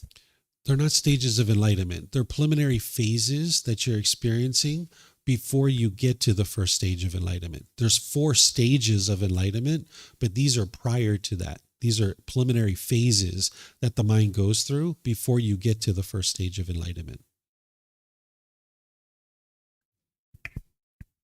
So there's 4 jhanas, and then there's 4 stages of enlightenment. Your mind's actually enlightened when you're in the 4th stage, but you need to move through these before you get to the first stage. Okay. I'm going to move on, but you look confused. Like maybe you have another question. I'm thinking, how far can you? I mean, to reach first stage of enlightenment, fading away of excite. I mean, some things here can be very harsh as somebody who lives, like, for a lay person, or for somebody who has to, I don't know, have even communications with others. Sometimes, like, I can be excited if something. I mean, staying with equanimity is one thing, but I can be excited if I hear something good happen to me. I can be excited is one thing. To go around and brag about it maybe is a different thing. If something bad happens to me, I can be sad, because but to go deep into the sadness, to go into sorrow, for me this is the harshness of thing. I can feel sadness through my way to enlightenment or to the first stage, or it's very hard to do this like steps to think, okay, that's the way it goes. That's the path to enlightenment. Yeah. If you're practicing the Eightfold Path and you're doing it in the way that the Buddha describes, these are things that you will experience. These aren't things that you have to force your mind to do. It's just the results of what you're going to experience as a result of having trained your mind. So right now, yeah, if you talk on the phone with someone, you could get really excited about that. But that's because you're not in the jhanas and you're not training your mind through the Eightfold Path in the way that the Buddha taught. But if you train your mind based on the Eightfold Path in the way that the Buddha taught, and you start moving through these jhanas, you'll see that when someone talks on the phone, you're not going to be flipping off the roof like, oh my God, are you serious? You got a new car? Are you serious? No way. You got that Ford Mustang. You've been wanting that thing for your entire life. Oh my God. You're not going to do that if you're in the jhanas. Not because you have to force your mind to not do that. It's just because you're not going to do it. It's going to be like, oh, really? You got a Ford Mustang. Perfect. You've been interested in getting that your whole life. I'm really pleased for you. That's outstanding. Right? But you're just not going to have that bouncing off the walls excitement, because that's conditional. And the mind's not going to experience that as part of having trained to this point, because you don't have those cravings anymore. And you know that this Ford Mustang that this person bought, it's truly not going to make their life so much better, right? Maybe they think that it is, but that's not what that by the time you've gotten here, you know that these material possessions aren't going to make your life, so much better. And you're not going to be getting all this conditional excitement just because someone bought a brand new car, for example. But if you train your mind well enough, and as you're getting into this is what you'll experience, that you won't have that bouncing off the wall excitement. And can you reach that living a normal life as a lay person, going to work, communicating with people? Can you? Absolutely. Yeah, absolutely. You can get to enlightenment as a lay person. You can go all the way to the fourth stage of enlightenment. These are just the jhanas. These are just preliminary phases, but you can actually go all the way through to the fourth stage of enlightenment as an arahant, as an enlightened being, working in a job, communicating with people. None of that stuff is going to hinder you from getting to enlightenment. What's hindering a person from getting to enlightenment is the pollutions in the mind, not communicating with people, not going to work. It's just that an individual has so much craving in their mind when they do talk to people or they do go to work. Now they have so much craving that they have discontentedness. But if you train your mind and purify the mind, you can do all the things that you do as a layperson and still get to enlightenment. But becoming a monk would make it quicker, or how would you differentiate the path to enlightenment while I'm a layperson or I'm a monk? Yeah. So as a ordained practitioner, the way it should work is that they're in a womb where they have eliminated their need to rent a house and cut the grass and wash their car and talk to their boyfriend and girlfriend and go grocery shopping. And, they've eliminated all these day-to-day activities, that the way the Buddha created it is that now they can spend their time training their mind. They should have almost 100% time just training their mind. And now that gives them this womb to live in, that they can deeply train their mind. So in that respect, because they've stepped away from household life, they've severed a lot of their potential cravings by stepping away. This distancing yourself from sensual desires, they've done that by stepping into the household or into the life of homelessness as an ordained practitioner. They've distanced themselves from sensual desires. boom, no boyfriend, no girlfriend, no husband, no wife, no kids, no house, no car, no job, no clothes, no grocery shopping, no none of that. So they're distancing themselves, which gives their mind more time, or I should say gives their mind more ability to let go. And now they have more time because they're not doing all those day-to-day tasks to actually work on training their mind, learning the teachings of the Buddha, meditating and all that. That's the way it's supposed to work. But nowadays, that's not necessarily the way ordained practitioners are approaching it. For a household practitioner, during the lifetime of the Buddha, they were so busy just trying to sustain their life that they didn't have that amount of time to be able to train their mind. They were carrying water back and forth from the well. They were trying to plant and harvest food. They were cooking food. They were making clothes. They had so many different tasks just to sustain their life. So they were having not as much time to be able to train their mind. But today, household practitioners are actually at an advantage over the household practitioners even during the lifetime of the Buddha, because we actually have so much more time available to us, because we've systematized the acquiring of water and food and clothing and all these other kinds of things, that we have more time. But the difference is that a household practitioner needs to have more discipline, because they actually need to seek out the teachings and come to a place like this, where an ordained practitioner is going to be living within that womb. A household practitioner has to seek that womb out, and they have to travel to that womb each and every day, back and forth, back and forth, back and forth. And they need to have more discipline because they're surrounded more by different temptations, where an ordained practitioner is living in a more protected environment, more of a cocoon by living at a monastery, where household practitioner, you're coming in contact, for example, when we were riding in the van today, with music that's using profanity and, different things like this. We're experiencing more sensual desires potentially that can arise, craving, right? And you need to be able to be more diligent and disciplined with your mind and more disciplined with your practice, because in a ordained lifestyle, you have maybe 5, 10, 20, 30 different ordained practitioners around you who are also practicing the teachings and that you can go to for assistance potentially. Where a household practitioner, if you're living as a single person or even as a couple, you don't have immediate access to other people who are learning and practicing. So you have to really seek that out, as opposed to an ordained practitioner who's living in that womb. So that's the only difference. In terms of the mind and the training of the mind, it's exactly the same. It's just that this person in a household life needs to be more disciplined, and they're going to be confronted more with various sensual pleasures that are contacting their sense bases, and they don't have as much time. The ordained practitioners have more time, and they can be more disciplined, and they're living among other people that should have more discipline. But today, there's not that many ordained practitioners that are living that lifestyle that the Buddha actually taught. It's very few and far between. So I would say a household practitioner might even have a better chance of getting to enlightenment today than an ordained practitioner would today. Because one of the very first things that they'll teach an ordained practitioner is that they are above household practitioners, and household practitioners are below you, and that you shouldn't respect household practitioners. This is why if you why to an ordained practitioner, they won't typically why you back, because they think of themselves as above you. So just that by itself is going to hinder them from getting to enlightenment. Where household practitioners, they don't have that. They actually, in my opinion, have today even maybe more of an ability to get to enlightenment than an ordained practitioner. But they need self-discipline.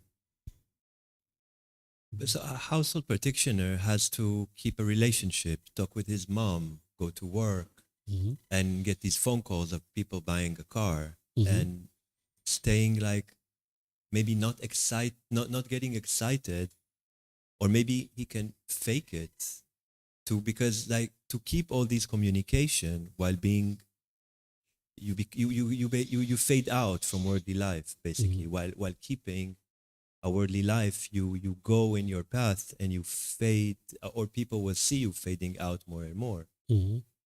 That's not true. It's practical. That's not true.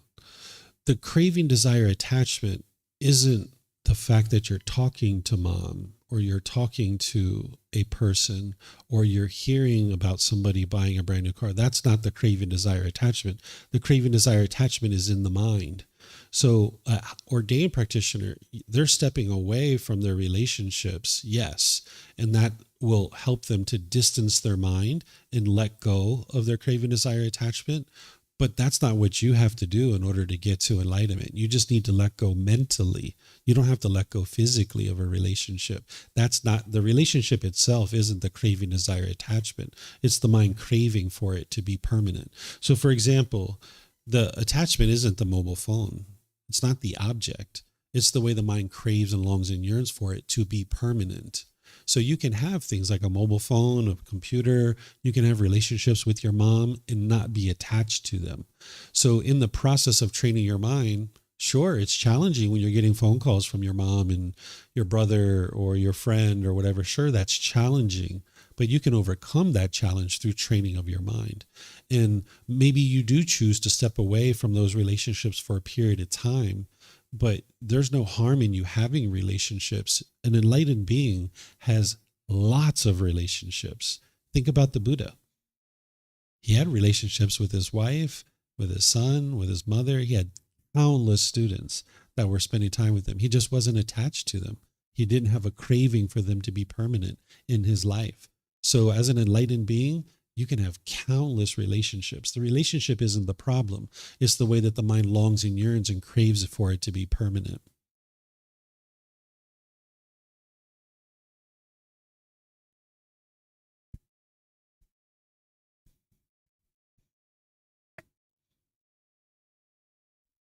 I'm not quite sure anymore if I want to ask the question, but maybe my ego is trying to be clever now. Like, could I go into a monastery for a year, 2 years, get to the first stage of enlightenment, and then go back into a household life again? Maybe I wouldn't want to anymore. I don't know. Any of that's possible, but typically when somebody's making their way towards enlightenment from the ordained lifestyle, they will tend to stay in that lifestyle, because if that's what's helping them to get to that improved condition of mind, they will continue in that direction.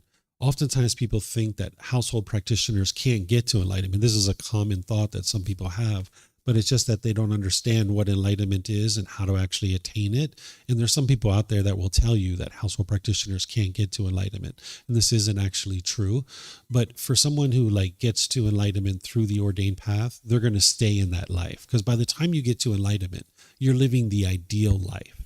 There's nothing about your life that you would change in terms of where you live, your friends, your job or occupation, being a household practitioner, or we could call ordained lifestyle, that's their livelihood. You're not going to change that by the time you get to enlightenment. You're living the ideal life. Everything in your life is going perfect.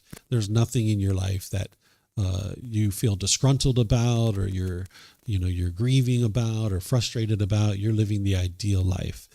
Sure, there's certain challenges that you still might face, but you have all the wisdom to be able to handle that. But everything's happening effortless in your life. So you're not going to typically get to the first stage of enlightenment and then switch to another lifestyle, because you would have already seen significant improvement to be able to get to that first stage of enlightenment. So you'll probably continue in that direction. But I suspect there could be somebody. That's why I'm not speaking in absolutes. I'm saying typically somebody would stay in that lifestyle, or most likely, right? But there could be someone out there that gets to the first stage of enlightenment as an ordained practitioner and then becomes a household practitioner. It could potentially happen, but it's just very rare for that kind of thing to occur.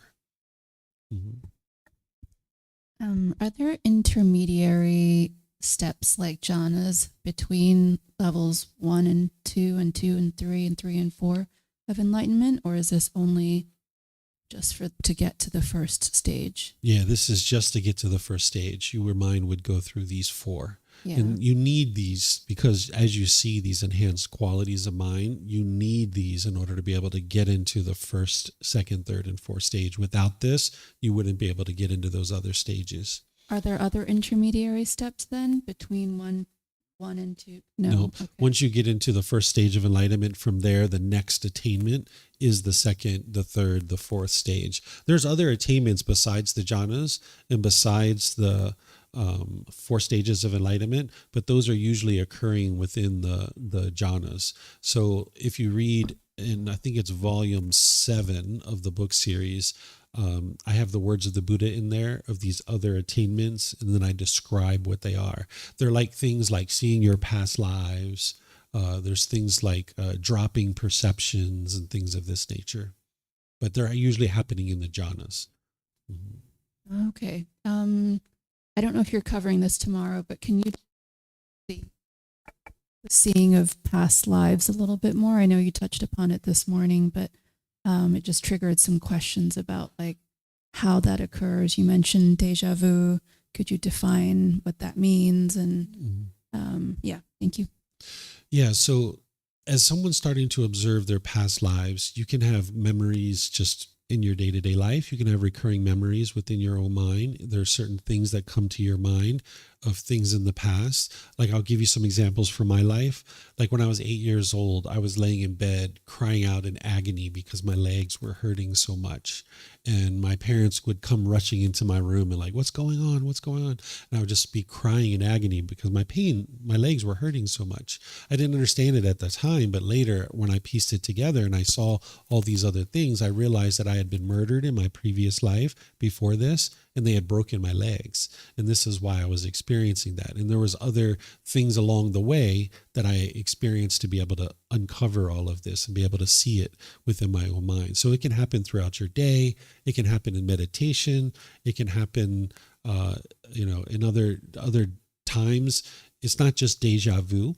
But deja vu is just like a small little indication, but you can have more vivid and more strong memories than just deja vu. It can be something as strong as this.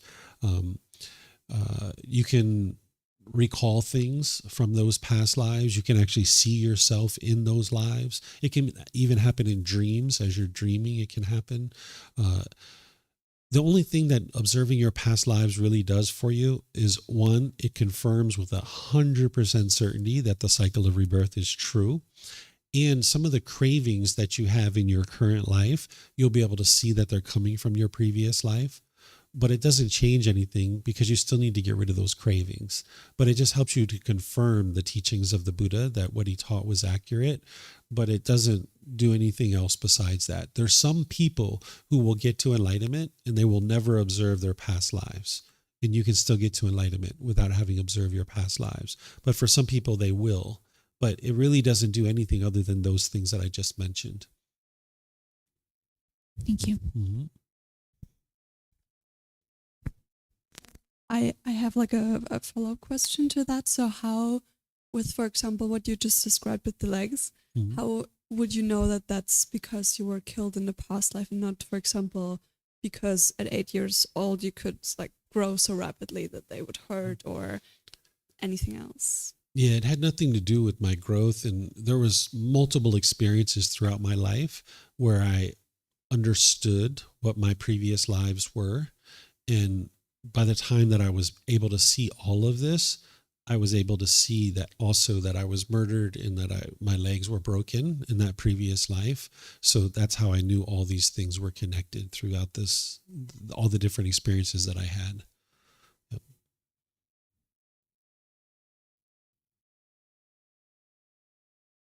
Thank you, teacher. My question is, once you enter into, say, like the first jhana, and you're there for a bit, if you're not continuing to progress forward, will you move backwards? So you have to continue to move forward. Yeah, if you become complacent, like if your practice just flattened out and Right. you didn't do anything less than what you were currently doing, you would just kind of hang out there in the first jhana.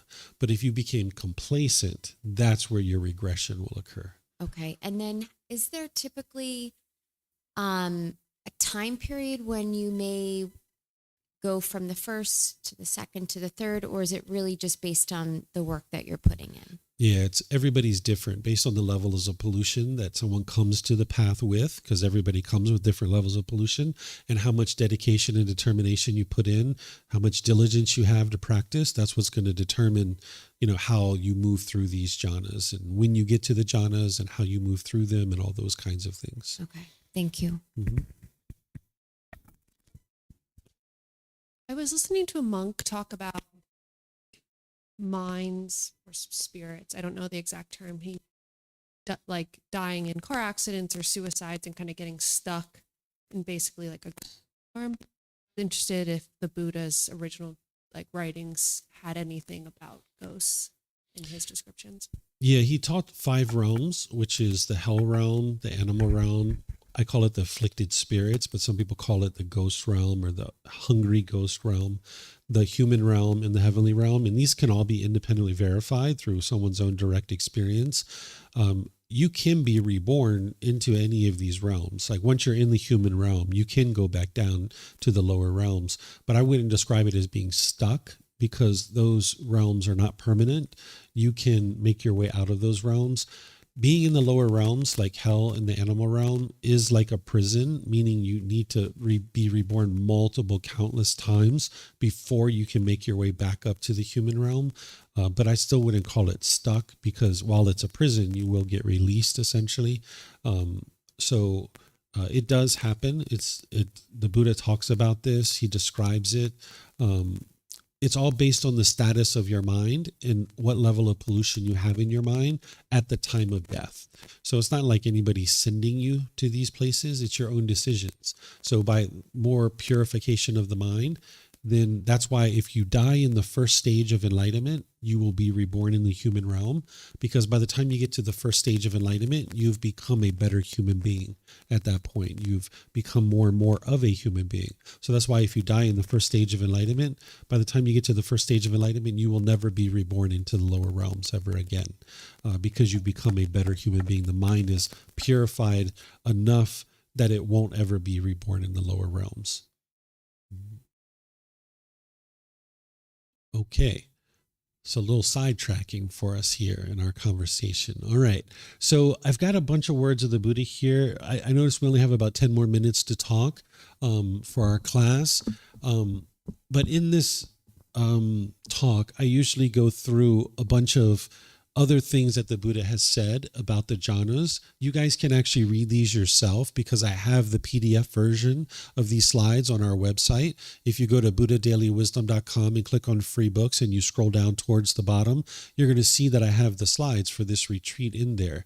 And you can see where I've pulled out the words of the Buddha on the jhanas. And I maybe just will overview these. When you get into the jhanas, the Buddha describes how you've blindfolded Mara. Okay, what Mara is a formless being who's interested in causing calamity in the world, causing unwholesome things in the world. This, for some people, they might refer to this being as the devil or Lucifer or Satan. This is a real being that exists, and the Buddha refers to this being as Mara. And Mara is always trying to tempt individuals into doing unwise and unwholesome things. Whether you do those things or not is a choice for you to make. But by the time you've gotten to the jhanas, you have enough wisdom that Mara knows that they can't tempt you any longer, and you're not going to actually do those things. But when you're outside the jhanas, this being's still going to try to tempt you, and beings working on its behalf are still going to try to tempt you to do unwise things. But by the time you get into the jhanas, you've blindfolded this being, meaning this being no longer is able to tempt you, because it knows that you're too wise to be able to be fooled into going down some unwholesome path with something that's unwholesome. And that's what the Buddha talks about, that you're secure from danger. He also talks about the jhanas being this higher mind. He talks about the jhanas that they lead to enlightenment, that you need these jhanas in order to get to enlightenment. He also talks about the jhanas as an improved rebirth, that if you die in the jhanas, you will experience an improved rebirth, either in the human realm or potentially even the heavenly realm. That even though in the third stage of enlightenment, you will be reborn into the heavenly realm, you can also be reborn into the heavenly realm from the jhanas too. And remember, the heavenly realm is not the goal. Those beings are still in the cycle of rebirth. They still need to get to enlightenment. So beings in the heavenly realm, they're not done. And that's not the ultimate goal. That's not what the Buddha is teaching you to do. But getting into the heavenly realm, some people look at that in one way or another, but getting into the jhanas, there can be an improved rebirth in the human realm, but also in the heavenly realm as well. And then the Buddha also talks about the jhanas as an inconceivable matter. He talks about 4 things that are inconceivable. That even though I'm sitting here explaining to you what the jhanas are and helping you to gain some familiarity with what they are, the Buddha describes that they are inconceivable, meaning that you can't really truly understand them 100% until you're actually experiencing them, that they're inconceivable for you at this point if you're not actually in the jhanas. So it's kind of like the analogy that I used where I said, if you've never tasted chocolate ice cream before, and I sat here and I tried to explain to you chocolate ice cream, you would understand more about what chocolate ice cream is after our conversation, but you wouldn't understand fully what chocolate ice cream tastes like until you actually taste it yourself. And the same thing is true about these jhanas, that I can sit here and explain them to you all day long and you'll understand more about them, but you're not going to fully understand them until you're actually experiencing them. So that's why he calls the jhanas an inconceivable matter, that it's impossible for you to fully conceive what the jhanas are. And he says if you tried to, it would lead to either madness or frustration. So while it's important to gain some general understanding of what the jhanas are so that you'll know what they are when you're in them, if you tried to put this thing under a microscope and really pound on it to be able to figure out exactly what the jhanas are, it would lead to madness or frustration. So the Buddha calls it an inconceivable matter. He also talks about getting to the jhanas, you need to eliminate the 5 hindrances. This is something that you might learn with me at another time in another program. These are 5 obstructions to your enlightenment, kind of hurdles that you need to get over, which are sensual desire, ill will, complacency, restlessness, and worry and doubt. Then he talks about how meditation leads towards the jhanas, right? It's not the only thing you need to get to the jhanas, but the meditation does lead toward the jhanas. In order to get to the jhanas, you need to eliminate selfishness of the mind, selfishness in regards to dwellings, meaning that you're willing to share your home. Like right now, you might be uncomfortable with that certain family member coming over and staying with you in your home. By the time you get to the jhanas, you won't have that. You'll be willing to share your home with other people. Selfishness in regard to families, that you'll be willing to share your family and your family members. You'll be willing to share them with other people. Selfishness in regards to material possessions, like certain objects that you have, you'll be willing to share those objects with other people. Selfishness in regards to praise, that you'll be willing to praise other people by the time you get to the jhanas, because you won't have that holding back, like, I don't want to tell that person something good because then they're going to feel all good and I don't want them to feel that way.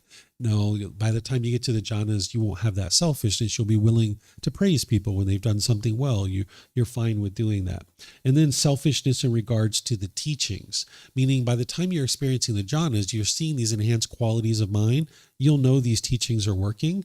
And if somebody asked you a question, you'd be more than willing to share it with them. So again, this isn't something you're trying to force your mind to do. It's just something that you will do as a result of having experienced these enhanced qualities of mind. You'd be willingly share the teaching. So if you're in the airport looking at your phone and somebody rolls up to you and is like, hey, I heard you practice the teachings of the Buddha. What's he teach about right speech? What is that?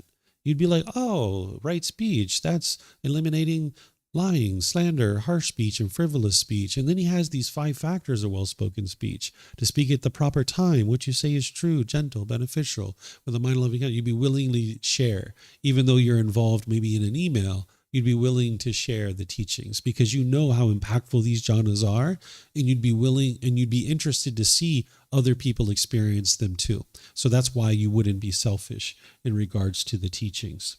So this is those with that I just shared with a reference so that students can know that it actually came from the original Pali Canon. Oops. And then what I do here at the end of talking about the jhanas is I say, okay, once you experience the jhanas, this is the time to start focusing on the 10 fetters and progressing through the stages of enlightenment. Ensure that you're not complacent. Eliminate any complacency because that can occur in the jhanas, and make sure you're eliminating conceit while you're in the jhanas because you still have conceit at that point. Remind yourself that you're not done yet, because when you're experiencing those enhanced qualities, the mind can easily be like, this feels so great. I want to hang out here for a while. You need to remind yourself you're not done yet. There's still more work to be done. And the way that I think about it is the real work is actually just beginning, because you've put together enough of the Eightfold Path that your mind is now experiencing these jhanas, and now it's time to start focusing on the 10 fetters. So the real work is actually just beginning. So the light bulb is flickering, right? That's the way I talked about this at the beginning, is this light bulb's flickering, giving you glimpses of what the qualities of enlightenment is. Don't let that light bulb go out. Stay focused by being determined, dedicated, and diligent, and continue practicing what got you into the jhanas, which is the Eightfold Path. Continue to tweak that and dial that into your life more and more. So usually what I do here at the end is, because it's the Eightfold Path that leads to the jhanas, is I just take a moment to see, do you guys have any questions on the Eightfold Path? Is there anything that you don't currently understand or that you would like to understand? I'm sure that you haven't committed this to your memory yet. That's what you're going to need to do in order to be able to progress on this path. But if there's anything that you have as questions as part of this Eightfold Path right now, we can talk about it. Does anybody have any questions? Yes, ma'am.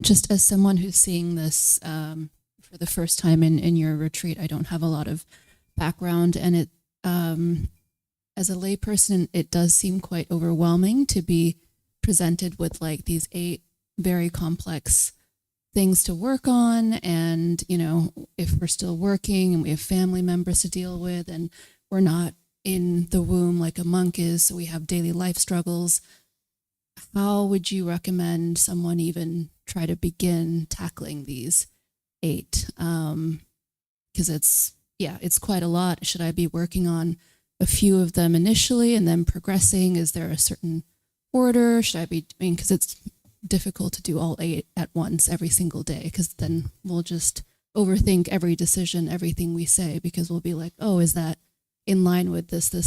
So yeah, just as someone tackling this from scratch, where do we even begin? Sure. The first thing you do is establish right view, the Four Noble Truths. Make sure you know that inside and out. And make sure you independently verify that it's your own mind that's causing these feelings. It's your own craving, desire, attachment. You need to be able to independently verify that. Then improve your moral conduct, right speech, right action, and right livelihood. That's the second thing that you need to focus on. So you would like to memorize this entire Eightfold Path. You're going to need to commit it to memory. All you need to do is prioritize your development on the path. Oftentimes people in the household life are maybe searching social media for 3, 4, 5 hours a day, or endless YouTube video after YouTube video after YouTube video. You need to be able to prioritize this and understand that this is the last struggle of all struggles. This is a challenge, but you can step up to it. So if you commit this to memory and you establish right view, and then you start working on your moral conduct, while of course you're developing your meditation practice, that's what you're doing. So you don't need to master one step in order to progress to the next one. You would like to learn all of them so that you can be doing them all at one time. And when you're first starting, of course, it looks like the mountain's really tall. I mentioned this at the beginning of the retreat. I said, by the time you guys get to the end of this retreat, you're going to be like, oh my gosh, that's everything to get to the first stage. Yeah, But remember, exactly. you just focus on one step at a time, right? Just focus on one step at a time. I actually have a study guide that I share with students on the Eightfold Path. So if you'd like to send me a message, I'll send you back a study guide where it'll help you to be able to study this. And you just take, a few weeks, a month or two, just really commit it to memory. And one of the things that students like to typically do is sit down with me, either in person or online through Zoom. And it's almost like they're teaching it to me so that they can confirm that they understand it. So they'll kind of walk through it and they'll kind of teach it to me. And then I can help them and see where they're maybe missing a piece or two. So just prioritize it as your first step is to remember the Eightfold Path and commit it to your memory, because you won't ever be able to practice it if you don't commit it to your memory. Okay, thank you. You're welcome. Yep, Kristen. There was a slide that you had up earlier. It was the Buddha was talking about the jhanas and Mara, and there was a bunch of different. Yeah, where would we find this?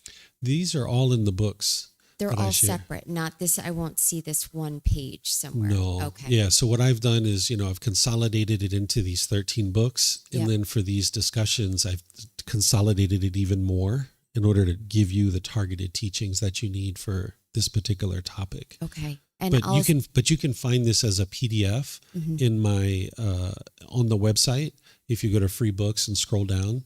But in terms of where this comes from in the Pali Canon, it's spread throughout those 13 books. Okay. And now that we're going through the Pali Canon, we'll touch on all of these. At some point. In the Pali Canon English Study Group. And that's something for you too, Lisa, is that if you're taking the group learning program, you can be slowly trickling the teachings, like each Sunday, an hour and a half, right? Where a big dose of the teachings like this, it's like, whoa, that's a lot all at one time.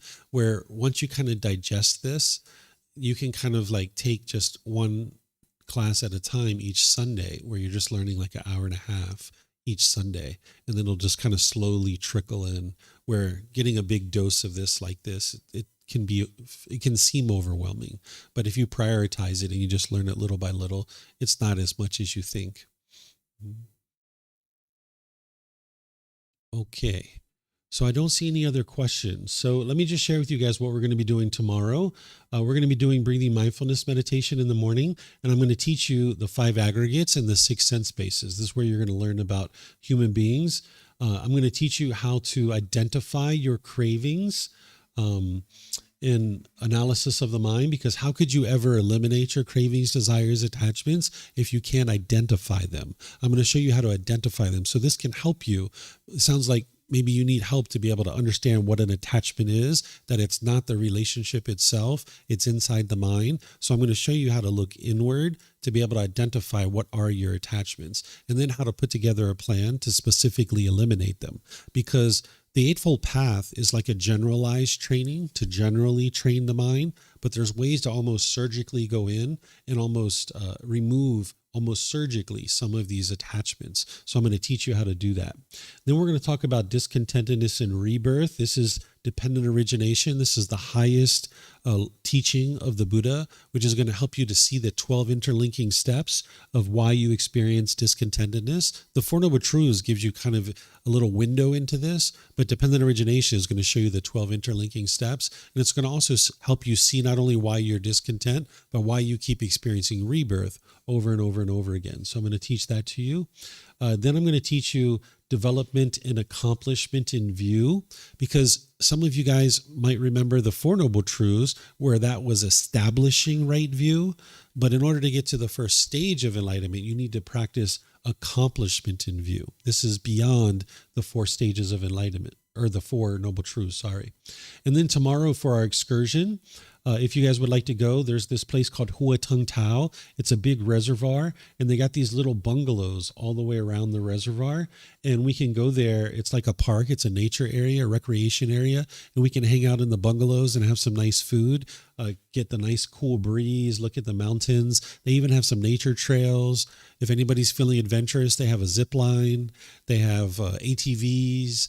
They have a massage place where you can get massages. They have all different kinds of stuff over there. So if you guys would like to go do this, I'll check in with you at the first break and see if you guys would like to go on this. I think Sebastian's probably going to go, right? Yeah. He's done all 3 so far. He's getting all 4. This will be your 5th one. You'll have all your stamps on your card, right? Right. So has anyone else gone to all the excursions yet? I think you're the only one, Sebastian. Yeah, even I haven't gone to all of them, right? All right, so you'll get your 5th stamp. There you go, maybe. If it was only that easy. All right, so that's our excursion tomorrow. And then in the evening, we're going to be doing loving kindness meditation. And then I'm going to teach you the first fetter, the personal existence view. I'm going to explain to you more in detail what it is. I'm going to explain to you the symptoms of it so that you can understand the symptoms. I'm going to explain to you how to eliminate it, which I haven't taught you guys yet. I'm going to teach you how to eliminate that first fetter, and then I'm going to teach you how to know that you've actually eliminated it. So that's what we're going to be doing tomorrow evening. Okay? So have a lovely, wonderful rest of your day. Thank you for learning and growing and developing on the path. I'm actually going to be staying here and teaching the group learning program, because each Sunday and Wednesday I have a regular program at 9 a.m. and 9 p.m. So I'm going to be doing meditation with some students online. If anybody would like to stick around, you're more than welcome to, but I suspect you guys are a little bit tired and you'd like to go home and get some rest. So enjoy your rest, but I'm just going to be hanging out here. So perhaps I'll see you tomorrow. Okay?